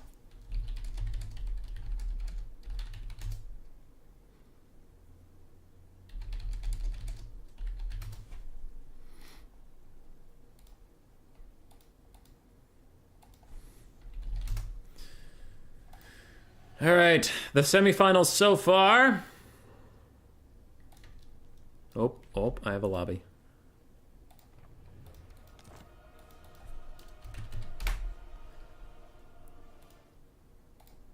Semifinals so far are High Elves waiting for the winner of VCVP, and it's Cathay and Skaven on top. I have said many times that I think this matchup is actually Skaven favored, and it's one of the very few. Now allow me to lose it post-haste. Scavinos, and we're on Lost Crater. Ooh, that's my favorite map from Warhammer 2. Love that map. It's a good one. All right, load army preset. Do I have one? Nope. I don't want the purple mortars because they're too easy to snipe out. Either Cathay's just going to throw longbows at them, or they're going to get shot by cannons. It's cool to spin does something in Warhammer 3 because in Warhammer 2 it did almost nothing. Yeah, you had to be real packed in for it to do anything in Warhammer 2.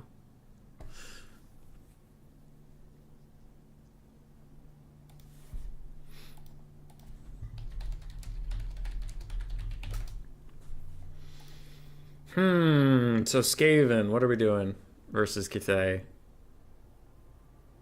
Why am I drawing a blank now?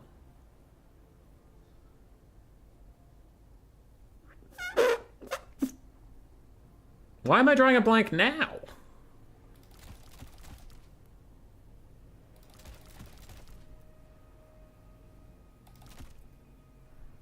Seems fine. Seems fine.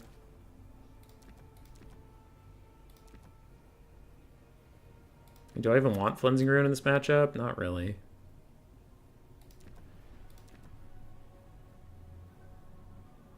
I guess I'll get Howling Warp Gale, but I mostly just want Warp Lightning.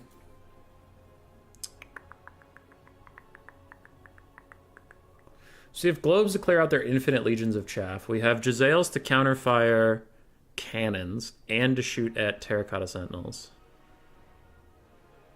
Human Boy should take the thing. It could claw greatest best inventor. I would take the thing if Cathay wasn't so good at spamming out basic archers and peasant spearmen. Peasant spearmen would wreck any help at abomination I have. It would be, in fact, a very bad time. So every other time I've done this matchup, it comes down to the late game of 2 Terracotta Sentinels rampaging around and seeing if my Jezzails can kill them. We need to do something about that. We can't just let that be the way things go. So let's get some infantry.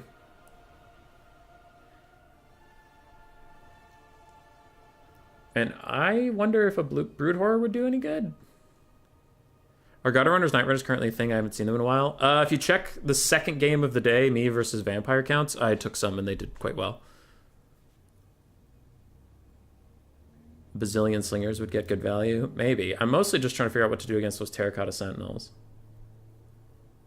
Because I need to bring something that can take them down, but also won't just get instantly shot by the cannons while my Jezzails move up to try and take them out.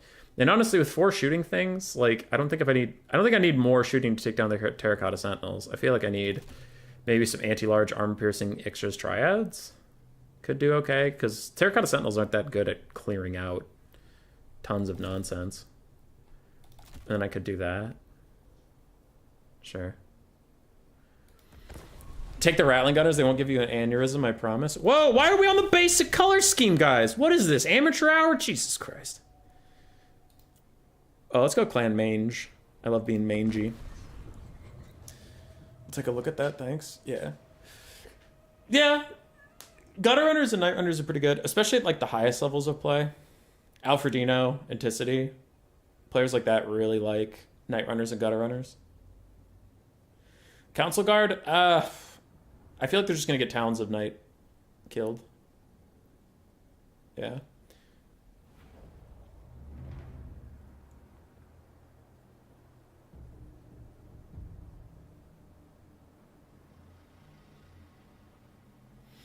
We'll see. I put Iked on his Doom player because on his Doom wheel he's tankier, but I just want him to stay out of the fight, so I need to put him on something so he can run around, but I didn't put him on anything expensive because I wanted the money elsewhere. Guard mode for these globes and guard mode for these Jezzails so they don't wander off. Enemy troop count is 1,400, which I don't know if that's double Terracotta Sentinel or not. We will find out. Alright. Deploy all my Jezzails in the crater.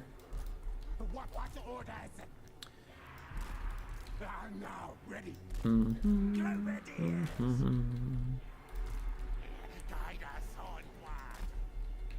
don't know where to put these guys. I'll put him back here in case he dives me with longbows or something. At least I can get on top of him. And then we get some Retogris.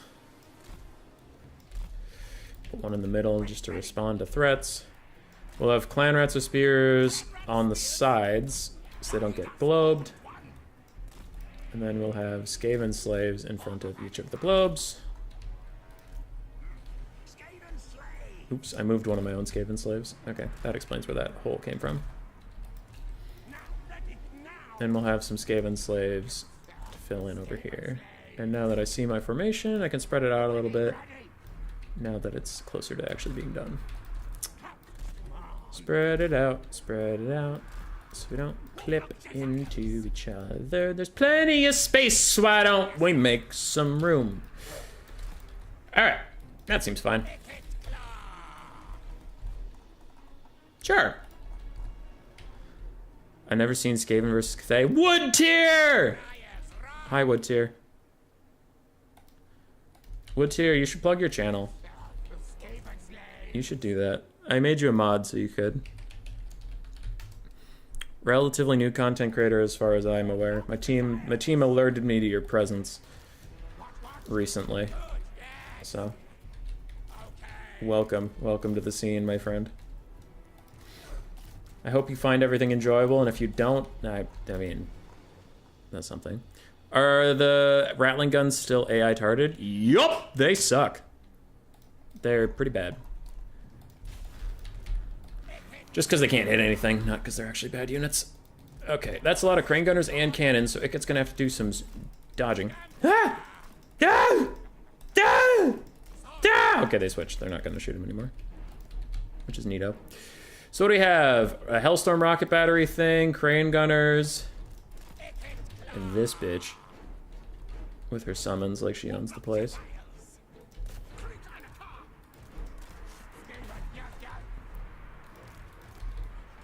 Everyone keep moving up. Except for the Jezzails who have specific attack orders. Iket's only advancing to threaten Howling Warpgill so that lady can't just come up and drop an Ancestral Summon on me like she owns the place. Because she does not, in fact, own the place.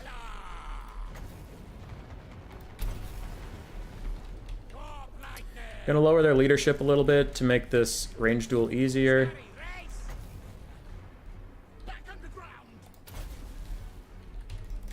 I'm gonna net her, but I'm not gonna follow up with like Jezzail Fire or anything, because they're not gonna do that much damage, and I really need to prioritize winning the ranged fight at the moment.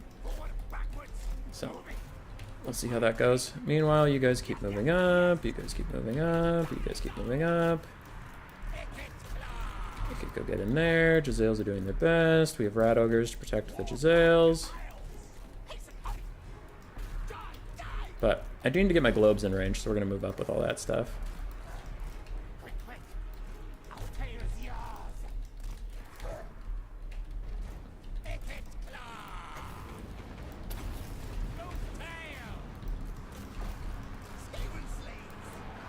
Last second diversion. Alright. You guys come here. Globes are getting mucked up, which is fine. as fine as things get, to be honest. Alright, Ligma bitch just landed in my globes, which we accept. These globes are fine. So let's move one rat ogre over there, one here, one here. Ikit's gonna go do some reconnaissance. By reconnaissance, I mean just walk into some crane gunners and show him he means business. Ooh, some friendly fire on those Jade Lancers. Maybe my Giselles can break them, but it's not looking super likely. Ikit's in. Can he do anything, though? Is a real question.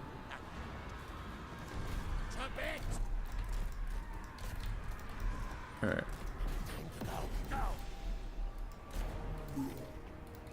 Okay, that's a lot of rat ogres on that position, so let's get some of them to fuck off, especially with ancestral warriors coming. We're not doing any damage to this bitch, so let's just leave. Okay, we're trying to disrupt the back line, but it's not really dealing any damage, so that's something. Triads will help over there. You guys are coming this way.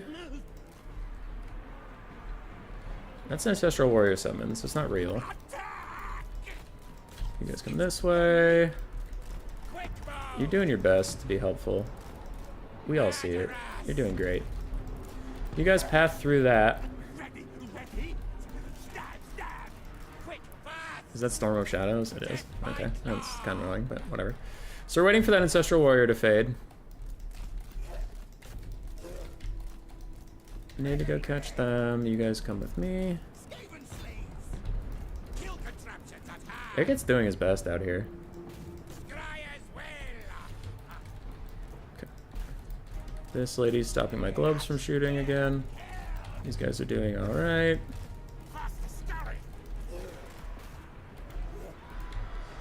And Jade Lancers are being Jade Lancers. Ikit Claws, about to fuck up somebody's day.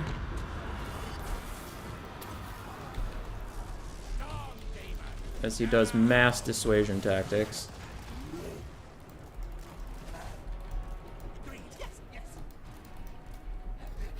But at this point, we just need to group up everything. Rally any broken causes, but there's not a whole lot we can do over there. We need to shut down these ranged assets and then we'll be okay.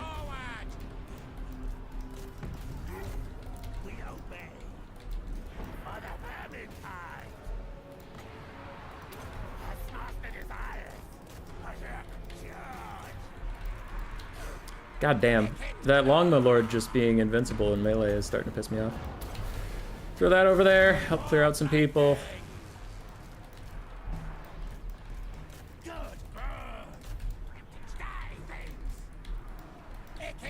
Alright, we're getting some mass routes going. Ikit'll go over there. All this stuff's running. You guys can chase a lot of this. Some of those horsemen are going to rally, but what are you going to do? These rat ogres should actually come back pretty soon. This lady's stopping my globes. Seems fine. Giselles are back. Poke at these guys. But yeah, we're taking the advantage. We were down there for quite a while, but once we actually shut down his things that have ammunition, we're doing pretty good. Triads, come with me. We'll use rat ogres to chase off these things because Jade Lancers don't want to fight rat ogres, but if I send infantry after all this shit, they're just gonna cycle charge my infantry to hell. The globes are mega fucked. Peel off with these ones and hope she chases them to their death. Clan rats and Skaven slaves. Okay, clan rats come with me. Skaven slaves can chase that into infinity. You guys keep chasing that. You guys go chase that. Y'all are swiping in there. Rat ogres can chase that until they die. Globes are just ignoring this lady and doing what damage they can before they all go. Honestly, you guys should stick together, otherwise those Jade Lancers can do Jade Lancers things to you. Fucking Harmony's up here, so let's just chuck this out to deal some damage and lower their leadership and get them the fuck out of here! Leave! Alright, Rat Ogres can chase that for the rest of time. He'll get him off the map. Good lads, good lads, good lads. You, come with me. We have a brass orb. Is there anything we should orb with our brass?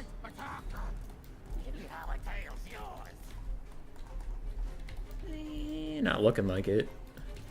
Not looking like there's a whole lot for us to be doing.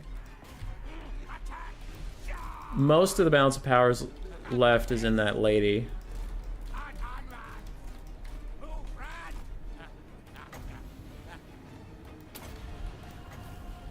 I'm gonna take out the last good infantry they have.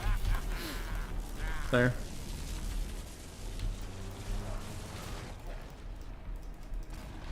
There. Did a good amount of damage. Stuff up here is shattering, so we don't even need to chase it anymore. You guys regroup with Dr. Claw. Uh-oh. Shoot him with the last of your energy, my poor little Giselles.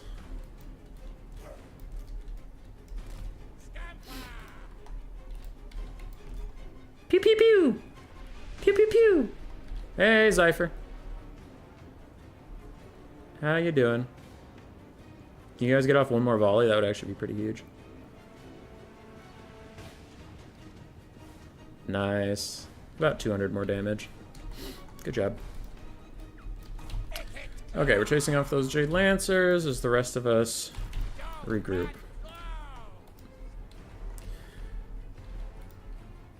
Skaven in the finals? Maybe. How you doing, Void? Did you win over Tretch?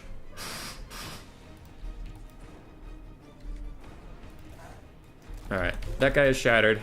So Rat Ogres come up here. What are we dealing with? 2 very wounded Peasant Spearmen, 2 very, very wounded Jade Lancers, and a full-ish health Caster Lord. Not the worst thing. Skaven on a Foya today. Yeah. Is that a Doom Rocket crater? Maybe. I actually don't know. Hi, Wood Tear. Player, friendly fire from Dead Roadkill. Yes. Alright, I'm mostly caught up. Is it get good now? Yeah, it gets great. He's probably the best Skaven Lord overall. Hi, Hyberlisk. VC versus High Elves. Yeah, I'll be there in a second, Void. Have your builds ready. We're just mopping up here. I mean, if he has another Ancestral Warrior summon, that would be... I mean, he probably has one, but that's going to be annoying for me. Because Talons of Night won't do that much versus Rat Ogres. I'm going to send this out in case he doesn't know it's the clone. And he might think he can get a pick.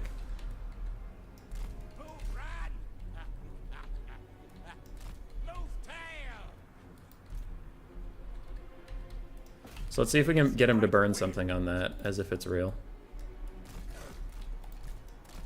I keep the other one has smoke bombs popped, so they're very, very hidden. Okay, so while he deals with the fake ass summon, I'm gonna go take out a free peasant long. Yeah, he's using Talons of Night! Oh, we fucking got him! We fucking got him! We thought it was real! Yeah! Oh, we're so smart! Oh, we're the biggest brain rats in the whole world! He used the Talons of Night on a fake thing! Let's fucking go! I am so happy. That shit never works. There may be summon. Yeah, there's probably a summon. That never works. That never works. That never works. It never, ever, ever works.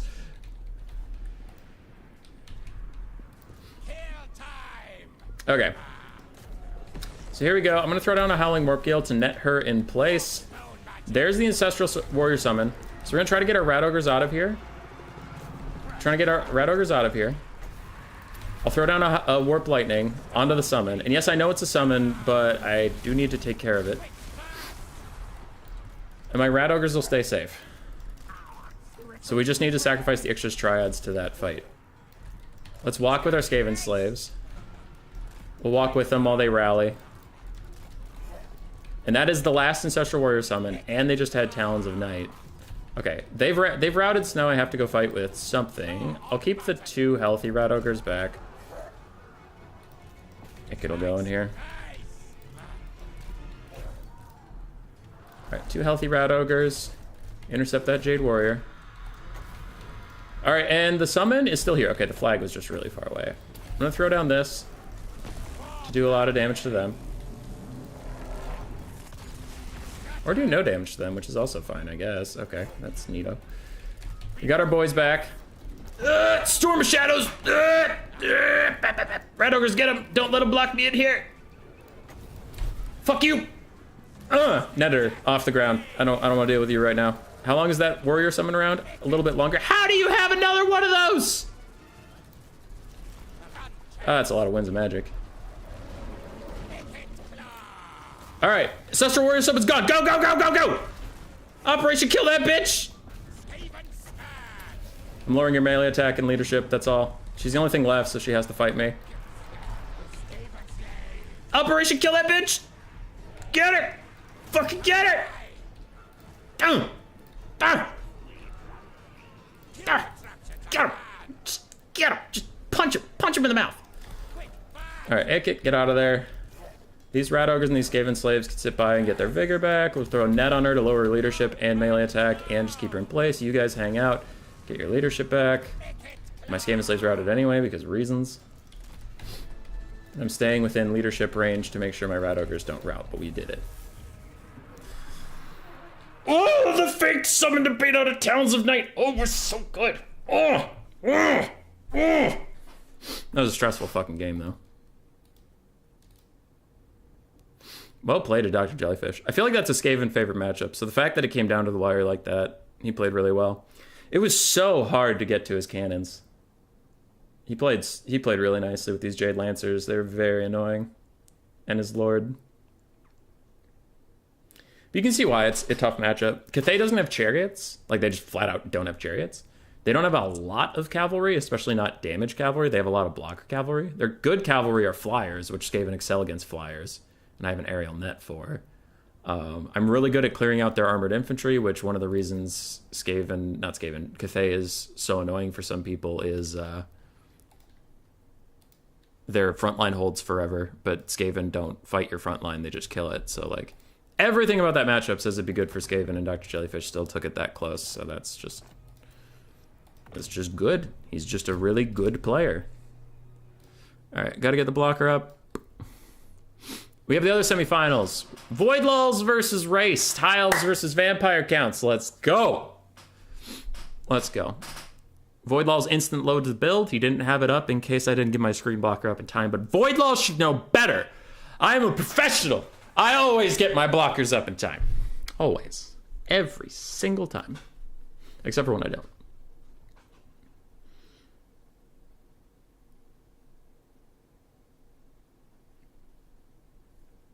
I'm impressed usually when Human Boy says this X-Fager matchup, X loses. True. Oh, God, good stretch. I'm getting roasted by chat, but the problem is they're not wrong, and that's why it hurts most.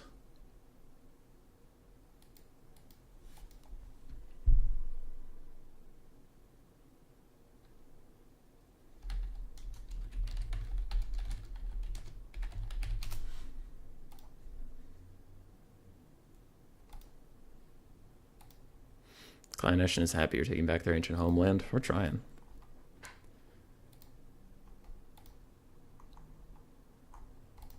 Okay.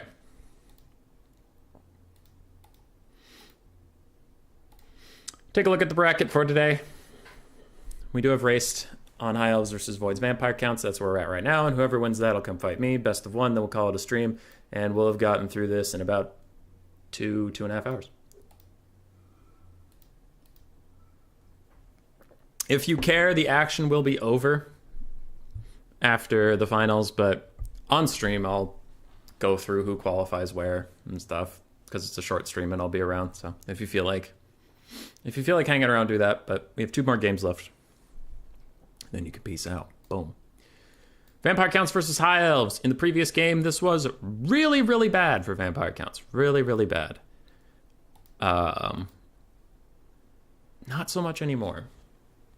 The meta hasn't been fully fleshed out yet, but Vampire Counts Vargeist buffs was huge for this matchup. They got other buffs, but the ones that are huge are the Vargeist, because Crypt Ghouls still suck in this matchup, as far as I know, which I could be wrong. But I mean, Void didn't bring any, so there must be something to that. But yeah, it's like Crypt Horrors sprinting into a whole bunch of archers and or spears. They just don't have a good time versus High Elves in general. But Vargeist got a charge change, so they actually like do pretty good impact charge damage now, meaning cycle charging them with them is good. They got a bunch of buffs. They got healing passively when they're in combat, so now the vampire counts can actually win the air game. That's a viable solution versus the High Elves, and the High Elves don't have such a good time. Can anyone send me the bracket? Zypher, it's in the description. It's in the description.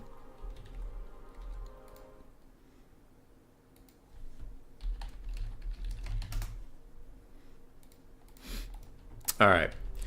Looking at the builds, now that they're all set up, we have two Shadow Walkers, 2 Shadow Warriors. We have Imric on his dragon, the Fireborn, Illyrian Reavers, and a Silver Helmet Shield, so really just a smattering of High Elf units. Another Shadow Warrior, and a Mage of Life with Regrowth and Earthblood. No Dwellers below. Gaze not being great is a huge hit for VC, though. That spell pretty much single-handedly carried this match of Warhammer 2. Maybe I haven't really noticed Gaze being bad, but I actually haven't noticed much Gaze at all, so I guess it could be bad now. But VC got plenty of buffs to make up for whatever happened to Gaze. For Void, we have double Graveguard with great weapons that for some reason have magic damage now. A whole bunch of zombies, the Konigstein Stalkers, double Necromancer, one with the Rod of Corruption, one with the Rod of Corruption, and Gaze of Nagash.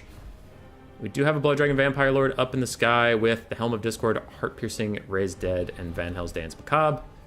We do have triple Vargeist, and the fourth is the Devils of Schwarzhof and Arwar. Are you telling me I'm blind? I might be telling you I'm blind. You're blind.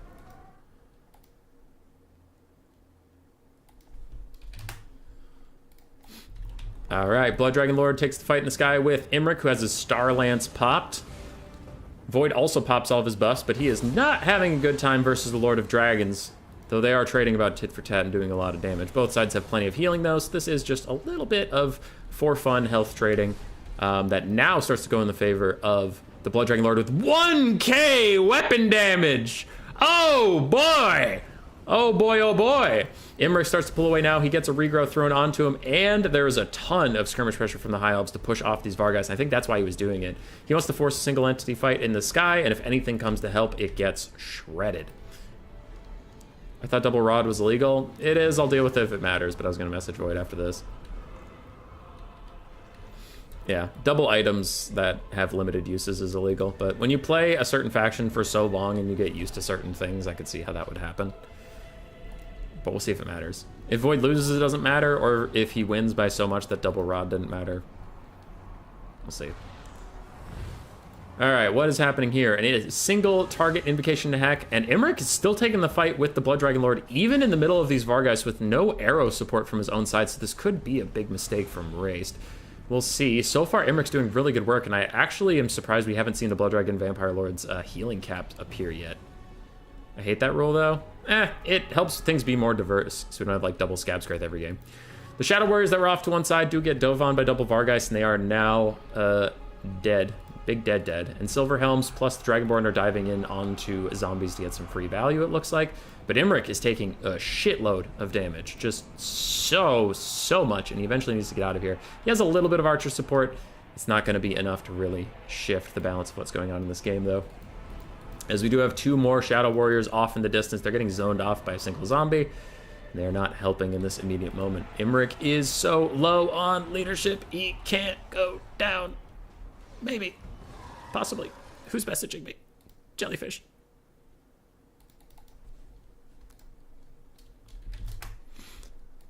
Alright. Boop, boop. Dragonborn, the Fireborn, not the Dragonborn. Fusroda, bitch. Fireborn get a great charge on the Necromancer, and they are tearing him apart. Vargeist are going to dive onto them and do just so much damage. That's the buffs coming in. Look at how much damage they do on the charge. They are obliterating the Fireborn. Oh, boy. Oh me, oh my. Illyrian Reaver's getting pushed off. Silverhelm still fighting with Graveguard and stuff, but they will want to get out of here soon. The Shadow Walkers are not having a good time as Vargeist also dive onto them. The Fireborn still fighting to the very death. Do take out one of the Necromancers. The other Vargeists are crumbling slightly, but with plenty of healing support nearby from a Necromancer and from their own regeneration, they'll be okay. But boom! Huge volley in from the Skirmishers will take them down solo. They will eventually crumble away to dust. Imric is heal capped, but rather healthy for this point in the game. The Blood Dragon Vampire Lord's healing cap still hasn't arrived. Interesting. These Shadow Walkers are 100% doomed as they're currently getting mucked up by the Devils of Schwarzhofen. It's a bad time. Imric's back to taking a fight in the air because this man just doesn't learn his lessons, and another 1k weapon strength. Armor piercing for the Blood Dragon Vampire Lord makes Imric want to get the fuck out of here. For both forces, a lot of High Elves are getting run off the map, a lot of High Elves are getting shut down, but it has not all been for nothing. We did kill one Necromancer. Second Necromancer is now getting surrounded and picked off. The Blood Dragon Lord has taken a lot of damage, so has Imric, to be fair. And a whole lot of Vampire Count's infantry has died. There's still more. There's always more. A Star Dragon Breath attack completely whiffs on the Vargeists. It was a little ambitious, but you gotta try what you gotta try. Both Necromancers are now dead. High Elves have some Shadow Warriors trying to run away, trying to get away from all these zombies who are somehow catching the 23 speed zombies were catching those 40 speed elves as they ran away because charge animations are weird. But these Shadow Warriors do need to keep walking. They need to keep going. They stopped. Uh-oh. Skeleton Warrior summoned behind them will block their escape, and Vargeist diving in is a huge mistake from the High Elves. They are about to lose both their skirmishers in short order. Vargeist dive onto the Mage and the Fireborn. They'll take a lot of damage. They do have weakness to fire because of their regeneration. Right?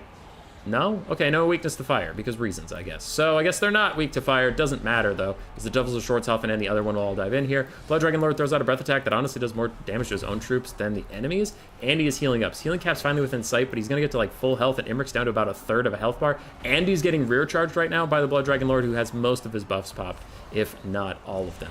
Dragon Horn has sounded in the distance, but it's looking like it's all over for the High Elves, because you have some Silver Helms trying to save these poor Shadow Warriors. It's not going to be enough. Fireborn almost dead. Imric and the Blood Dragon Vampire Lord go into an animation, but who comes out on top? It is Imric. Doesn't look like he actually did damage with that animation. It was just pretty. Imric's taking the Blood Dragon Lord down to about half. We have another summon coming out from the Vampire Counts, and an Earthblood Quick from the Mage of Life, trying to keep things alive. Fireborn are going to tear a route off. The Devils of Schwarzhofen are creeping in. They're surrounding Imric. Can he even get out of the blob if he wanted to? I do not know. Balance power is slightly favored for the Vampire Counts. I think it's much more favored than that, but okay. I guess I'll just be wrong. Imric's trying to get out of here as the Blood Dragon Lord lands on his buddy. He has 832 weapon strength. He doesn't have all of his buffs popped, but he has plenty of them. Star Lance and Helm of Discord are both on Imric. One of them's good, one of them's not. Sorry about that little confusion there. There's a lot of things going on. Imric's currently getting his ass kicked, but man, he is fighting back. Imric ain't going down without a fight, but he is going down. Do not get me wrong. There is no possible way he wins this, but he is going out like a man's man, down to 600 HP. One more hit will kill him, but can he swing one more time before the end of days comes? No, he gets staggered and taken down. We have one Vargeist left on the field, but it is the ROR. The Blood Dragon Lord is still alive. He can be a supportive tool for the rest of the game. As for the High Elves, we have a ton of ammunition on these two skirmishers, but not a lot of health, not a lot of bottles, and not a lot of killing power left. There's just an unholy tide walking at them slowly. There's no dwellers below to kill all these units. Not like that would be a really good use of your resources. Anyway, Silver Helms dive in for one last gasp, one last chance at glory, but Blood Dragon Lord is going to charge in, probably take out the Mage of Life, and army loss this game. Is Imric usually worth trying to DPS, or is it better just play around him and use the DPS, kill off his army? Largely depends on the matchup, but you don't really want to try to isolate Imric. You want to punish him if he dives into you, but chasing him around will usually give you a bad time into the High Elves. Like, the Vargeists were much more concerned about shutting down the Shadow Warriors and Shadow Walkers than they were about fighting Imric. But, yeah. Imric, 4,800 value. Skirmishers struggled a little bit to get their value. Fireborn did great, and Life Mage did excellently. Blood Dragon Vampire Lord, 4,200. His Vargeist really helped him carry. Necromancers got shut down rather early in the game, and Graveguard and Skeleton Warriors just wandered around. They were there in the end. They were waiting to get a fight, and the High Elves said no.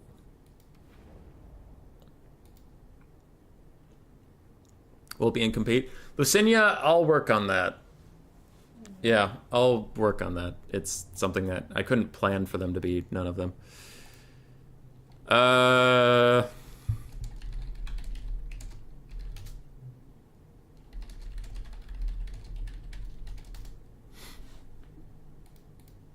Alright.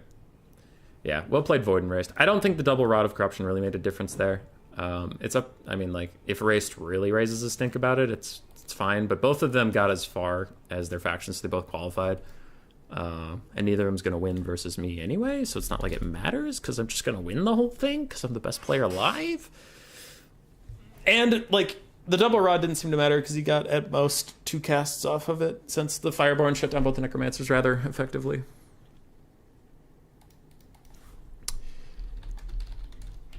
A limited use.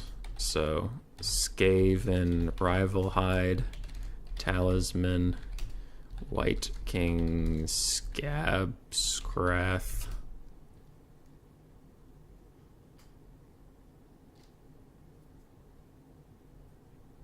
Yeah.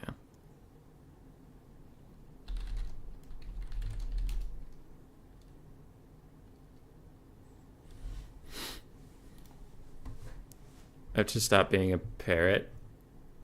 Yeah. Yeah, stop copying people. Maybe it's not understood as a rule break. Yeah. I just messaged him and he's like, wait, those are limited? And I said, yeah. Because, like I said, he's played vampire counts for probably 3 or 4 years at this point. So, a rule change that just happened, it's going to take you some time to readjust to that kind of stuff, right? All right, let's get this shit over with. Galbaraz! Galbaraz.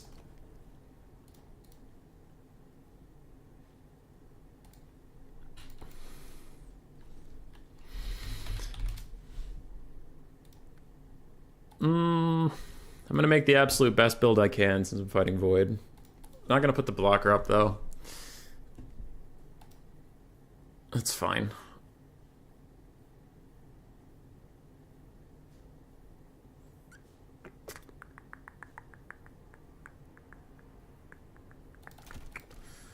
So I've been having a lot of fun with Double Brood Horror recently.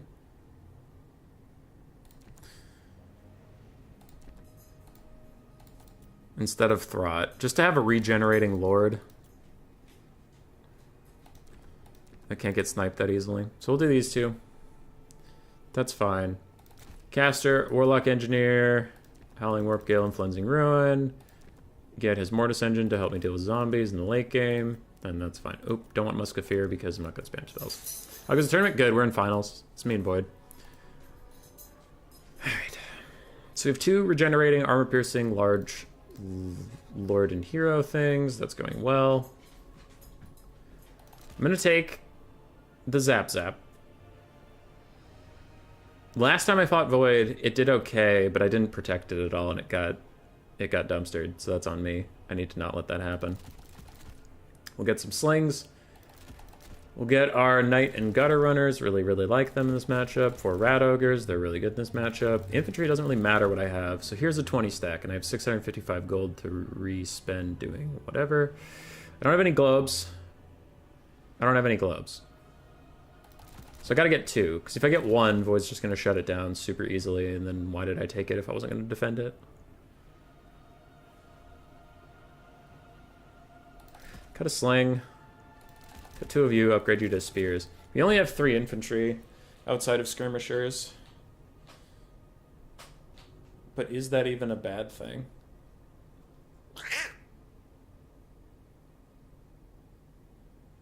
Our Lord and Hero are awful expensive. What are they going to do? I usually like this combo when I'm fighting like Malice Darkblade or something. But what are they honestly going to do? Because if it's Vlad, they'll just knock him around. So they're not even going to hit him. And if it's a Dragon Lord, they probably won't get to him, or they'll just get surrounded by Crypt Horrors. Yeah, that's a bad idea for this matchup. Not going to do it. We could go Snitch, but he's going to get Spirit Leeched. Which is why the regeneration was so tempting. Just so I don't get Spirit Leeched. I could go a Greyseer, and then cut all of my heroes, and just go Greyseer. But then I don't have Cleansing Ruin. Which that sucks. But we could get Howling Warp Gale, Warp Lightning. Kind of want the summons, though, at that point. So let's just go with this. Let's just get the summons. Vermintide and Pestilent Breath. Plague Seer, Screaming Bell. I'm going to cut the leadership one because Crumbling doesn't matter, so who gives a shit? I'll keep the Warpstone Scroll. So there we have 2,100 more gold, which is a lot. That's a lot of gold back. With that, we could get a better infantry corps and actually try to win the infantry fight. We could. Do we dare go for Stormies? Do we dare go for Stormies? No, they'll lose the Graveguard anyway, because Graveguards are buff as fuck. I think, like, the Crypt Horror front line is going to be such a pain in the dick that let's just get as many spears as we can. That's too many. Here's this, and then I'll just give some of them chevrons. Yeah. Let's see. No Queek Gambit this time? Nah, dude. Wood Tier, I'll answer that question in a second when we're in the loading screen, sorry. I need to find the Grey Seer clan. I think their flag's pretty fun. Alright, Tretch is here. We saw the tournament on Sunday too. How goes the tournament? Go Human Boy. It's me. How do you deal with that double Brood Horror thing? I got stomped hard by that recently and didn't even learn anything other than Brood Horrors make me sad. Monstrous Infantry. Brood Horrors hate Monstrous Infantry. If they get stuck in it, they get completely destroyed. Go with the Eshin Lord with no items. That could be a thing. But then, like, I would need to buy a caster, and I just need to spend a bunch of money. I don't know. Let's go with the Grey Seer, but I'm not super sold on it. Because the Grey Seer, they fixed him. Like, this is a good change. This is not a complaint. But they fixed the Grey Seer and Volkmar models so that they actually get attacked in melee, other than units with really long weapon range. Like, in Warhammer 2, Chaos Spawn could hit the Grey Seer when they surrounded him. But units like Kroxigors, for example, would surround a Grey Seer and just T-pose on him because they couldn't reach the, like, quote-unquote middle of it. They fixed that now. But that also makes this a lot more dangerous to take in matchups, because, like, if Crypt Horrors surround him, he instantly dies. If Vargheists surround him, he instantly dies. Vargulfs can actually hit him pretty effectively. So the fact that my Grey Seer model isn't bugged anymore makes him a lot less tanky, which makes it more risky to take him, but we'll try. He used to be by far the best choice. So spread out a little bit. Again, if he wants to muck up all my shooting, he's going to have to work for it at least. Do we have guard mode on? We do now. Slings to cover the gloves to cover the front line. We have skirmishers, but I don't really want to put them in the vanguard just yet in case dogs appear. And last time I faced Void, he fucking ran some dogs from nowhere onto my Warp Lightning cannons, and I was a dumbass, and I didn't see it coming, and I let it happen, and I died, and it was sad. So we're not going to let that shit happen again. We're going to stop him this time. Anyway. I should have 2 spears left. There. So you guys are the front line. You guys are the back line. And Rat Ogres will be the sides. And if he has Blood Knights, God help us all. If you get a successful Plague Snap off, you win regardless of anything else. Fair. I'm guessing they didn't also fix the aiming hitbox for things like Vargulfs or Gunpowder units. It does not seem like they did, no. Alright. What was I doing? Oh, yeah. You guys turn on skirmish mode and get grouped. You guys turn on skirmish mode and get grouped. Slingers and globes all group up. And then I need my left Rat Ogres and my right Rat Ogres. And then all of you just go in an extra group because I have you. Let's go, dude!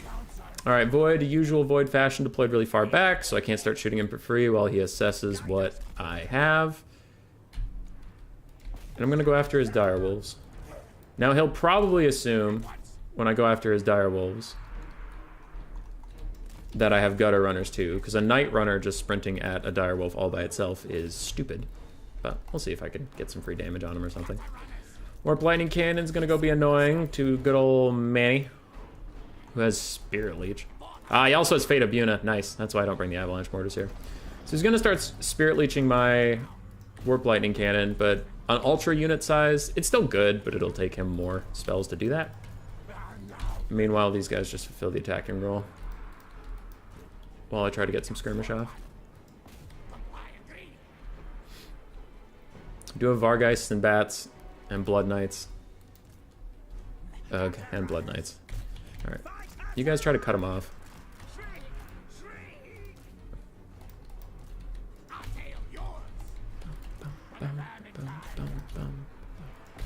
That's the hard part about fighting someone like Void, though, is his micro is, like, always on point, so it's hard to get any freebies off on him. Also, my Warp Lightning Cannons just aren't firing, which is kind of fun.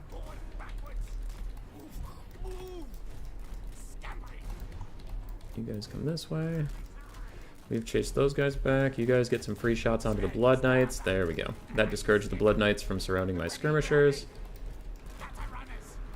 And we will continue on our merry way. Warp Lightning Cannon's doing some good damage, and he overcast Spirit Leech onto my Warp Lightning Cannon. Okay. So we're getting good at whittling down. Let's shoot his Corpse Cart, because his Corpse Cart can't dodge as effectively. Like, even with Void's godlike micro, he can't save that Corpse Cart from getting damaged.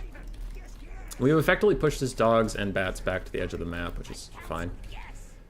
So let's go shoot at this. Warp Lightning Cannon's doing that stuff. I'm going to throw out a quick cheeky little summon just to be an annoying asshole.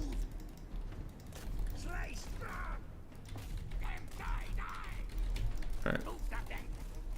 So, we are getting surrounded. It's not super shocking. Warp Lightning Cannon's doing what it needs to do versus him. Another overcasted Spirit Leech. Void's taking a lot of damage. And you can see my Warp Lightning Cannon's at 4 out of 4 models, so I don't particularly mind what's happening too much. Alright, start advancing you guys. You guys get back out. Actually, come in here. Come in here for when the Vargeists slam, then you can just shoot him in the mouth. Vulcan Tail Slashers move up. Globes are going to take out their vengeance on that guy. Get off this little summon, foe free. Here come the fucking dogs. Alright, so let's try and deal with that. You guys come over here. You also go help with this. Let's throw this out. Now there are fell bats. Dogs collapse in on this. Not dogs. I mean, collapse in on the dogs, but all my skirmishers are just going to go into melee, because fuck them. That is not going to be good at all for my Rat Ogres, but I have to take this charge, because I fucked up and I didn't leave any infantry here, but that sucks. I'm going to throw the Warpstone Scroll on these guys. Just want to hurt them. Things are going, honestly, pretty well, as far as things are considered. These Rat Ogres can get pulled in. You guys go out here. You guys go out there. Warp Lightning Cannon is still online and still firing. And all of my skirmishers did good skirmisher work. Turn this off. And let's all go throw at Manfred, except for you two. Come with me and throw at these Vargeists. You come here. Hit the Vargeists. Rat Ogres, come here. Still chasing down the Blood Knights. Honestly doing pretty good work. Clan Rat Summon, it looks like those Vargeists are going to get away, so I'll just charge forward to the front line and be fine with that. You guys go attack them, and you keep hitting these. Actually, you already hit, so come up here. Hit these guys. Trying to throw at Manfred. We're doing alright. Skaven, go over here. You come back with me. These skirmishers are just going to follow those Vargeists and Blood Knights. We got our Slingers back, which we're happy with. We got our Clan Vulcan Tail Slashers back, which we're happy with. And I have another free cast of this, so we'll chuck it down here. And we need to go over there. Dogs did get onto one of my globes, which is annoying. And my Warp Lightning Cannon's officially out of juice, but he did spend a lot of points of magic doing that, so I'm fine with it, honestly. Right. You guys come back closer, a little bit closer to the formation. And Slingers are going to need to be retooled onto these Crypt Horrors. Crypt Horrors are doing that. And some of these Rat Ogres are going to have to come back and deal with Dire Wolves, as the Skaven Slaves look rather juicy. I have this Breath Attack, but I kind of want to save it for these dogs right there.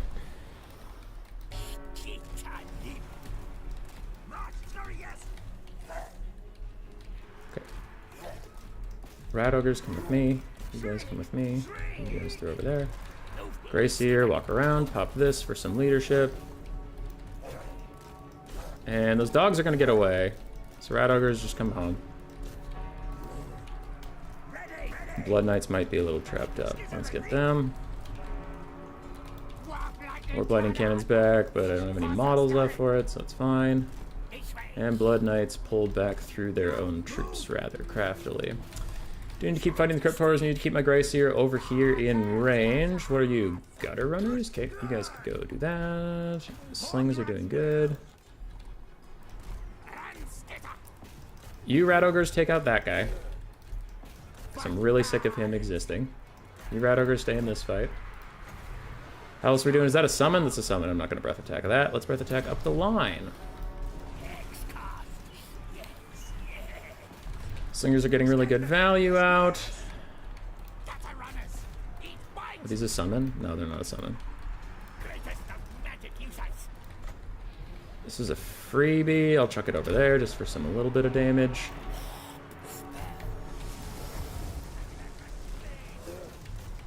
Alright. We're doing our best versus these Crypt Horrors. We're all out of ammo over here. So let's get in there. Slings are under attack. You guys just take the fight. I'm running out of stopping power yet again. Are all of these summons? No, some of them are. Okay, well, let's take them out. There's another goddamn summon! How many summons do you have? Ah, damn it! Stupid! Fucking vampire counts. Now we grind. And now we grind. Blood Knights are chasing down my Gutter Runners, as are the Vargheists. These Rat Ogres really need to rally. But, yeah. Doing our best out here. There's just so many fucking zombie summons. And crumbling. Like, all these things are crumbling. Just into perpetuity. I got something back. What is it, spears? Okay, I got something back over here. Rat Ogres? Alright, let's try and kill these Crypt Horrors while they're separated. And I'll send in more Clan Rats and Spears so they're not just get killed by Blood Knights.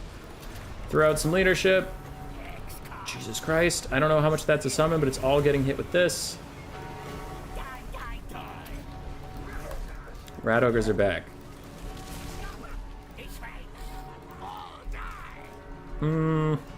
Probably should have kept my Warlock Engineer in the build somewhere, somehow, with his Mortis Engine effects. Alright, these Crypt Horrors are just walking away from my spears, so I guess I'll come back. But it's looking a little doomed, since I'm out of ammo. He effectively chased off all my slingers. And we do have the constantly regenerating Vargheists and Varghulfs coming back. I'm gonna turn around and fight that, I guess, because I'm not gonna get back to the blob in time anyway. Another goddamn summon is coming.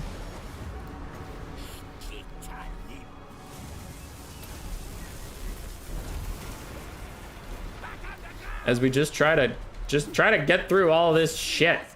It's just crumbling. It's just crumbling forever. That's all it does. It just crumbles. Vampire counts, you bitches. Well played. Well played. It was a close game, but it's over.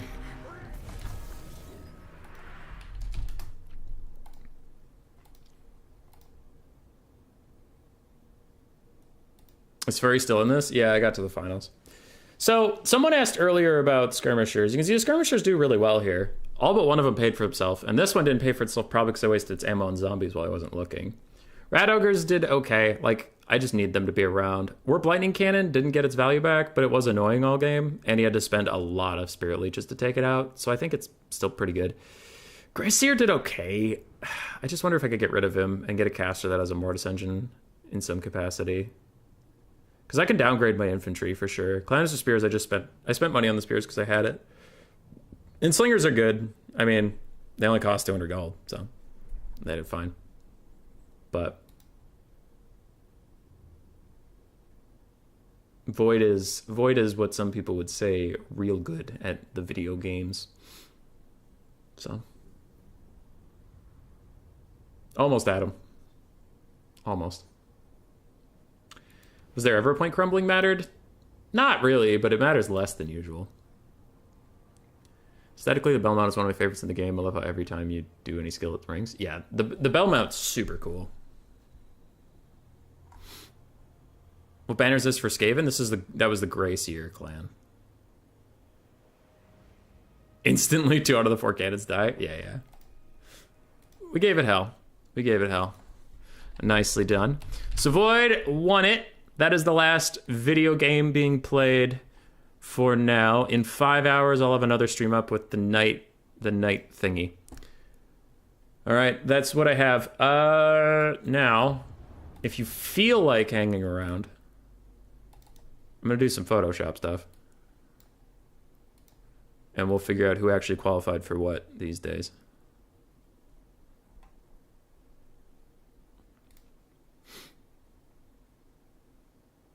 I didn't have the blocker up that whole time, did I? I don't think I did. All right, faction war. Who did what? Starting from the top, I got Skaven. Again, that was the last game. If you're done with the stream, you know, and you're like, this sucks, I don't want to be here. That's fine, dude. Thanks for hanging around. Thanks for having a good one with us. I'm just gonna fill in the bracket and see where we're at. Dr. Jellyfish got the furthest on Cathay. Oops. Cathay, playing Cathay is not that helpful. Jelly-ish. Dr. Jellyfish. Raced got the furthest on High Elves. And then if we go down to semis, Tretch is on VP. Bowman is on Bretonnia. Okay. Bowman was like a new player recently and just started kicking all of the ass. Some people say he was actually like a veteran player a long time ago, but he's new to me, so it counts. And then we did race. There's VP is Tretch. Pink Pony Knight is Dwarfs. I'll have to shrinky dink his name a little bit. Let's go with 8-point font.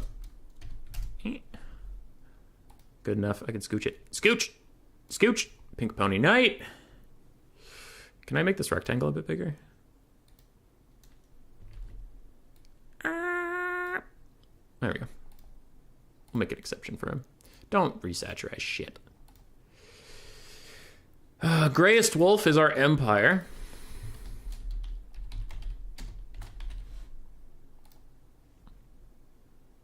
And then I'm missing someone, aren't I? No? That's everyone?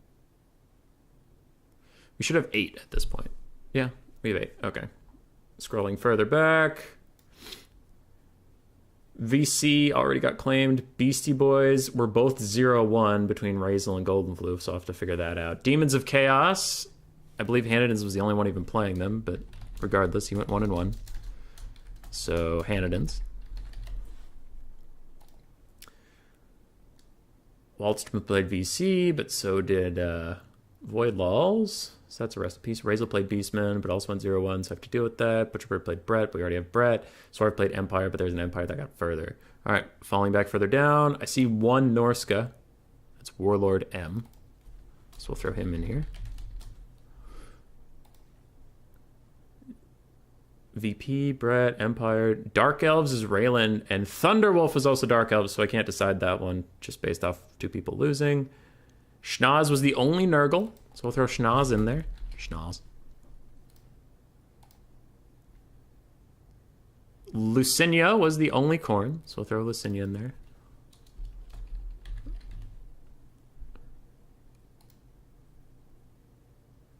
And Sir Groot was the only Warriors of Chaos today. What the fuck? Normally we see those guys spammed.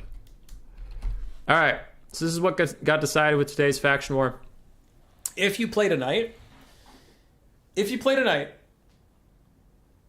top 8 will fill these black squares of doom. But if you play one of the factions that doesn't have anybody repped yet and you get the furthest, even if you don't get top 8, we'll throw you in there for sure. And after these 2 faction wars, if there's still spots, I'll figure it out. But so if you're playing tonight, Ogres are free, Tomb Kings are free, Dark Elves and Beastmen aren't free, but I got to figure that out. Greenskins are free, Slanesh is free, Zinch is free, Kislev's free, Lizardman's free, Wood Elves are free. Just saying, if you're looking for faction tonight, that'd be a good idea. Dark Elves and Beastmen, I gotta go figure out what to do about them. So, cool. That's what I have for you all. If you just have to get a single W with Beastmen. Since people actually already played Beastmen, I'm gonna go talk to them about who should qualify. Because that feels like a dick move. That just because they tied, neither of them gets it. That feels mean. So I'll go fix that. But good night, everybody. Goodbye. When is the faction war happening? I don't know. As soon as I get all the players together, honestly. All right. Goodbye.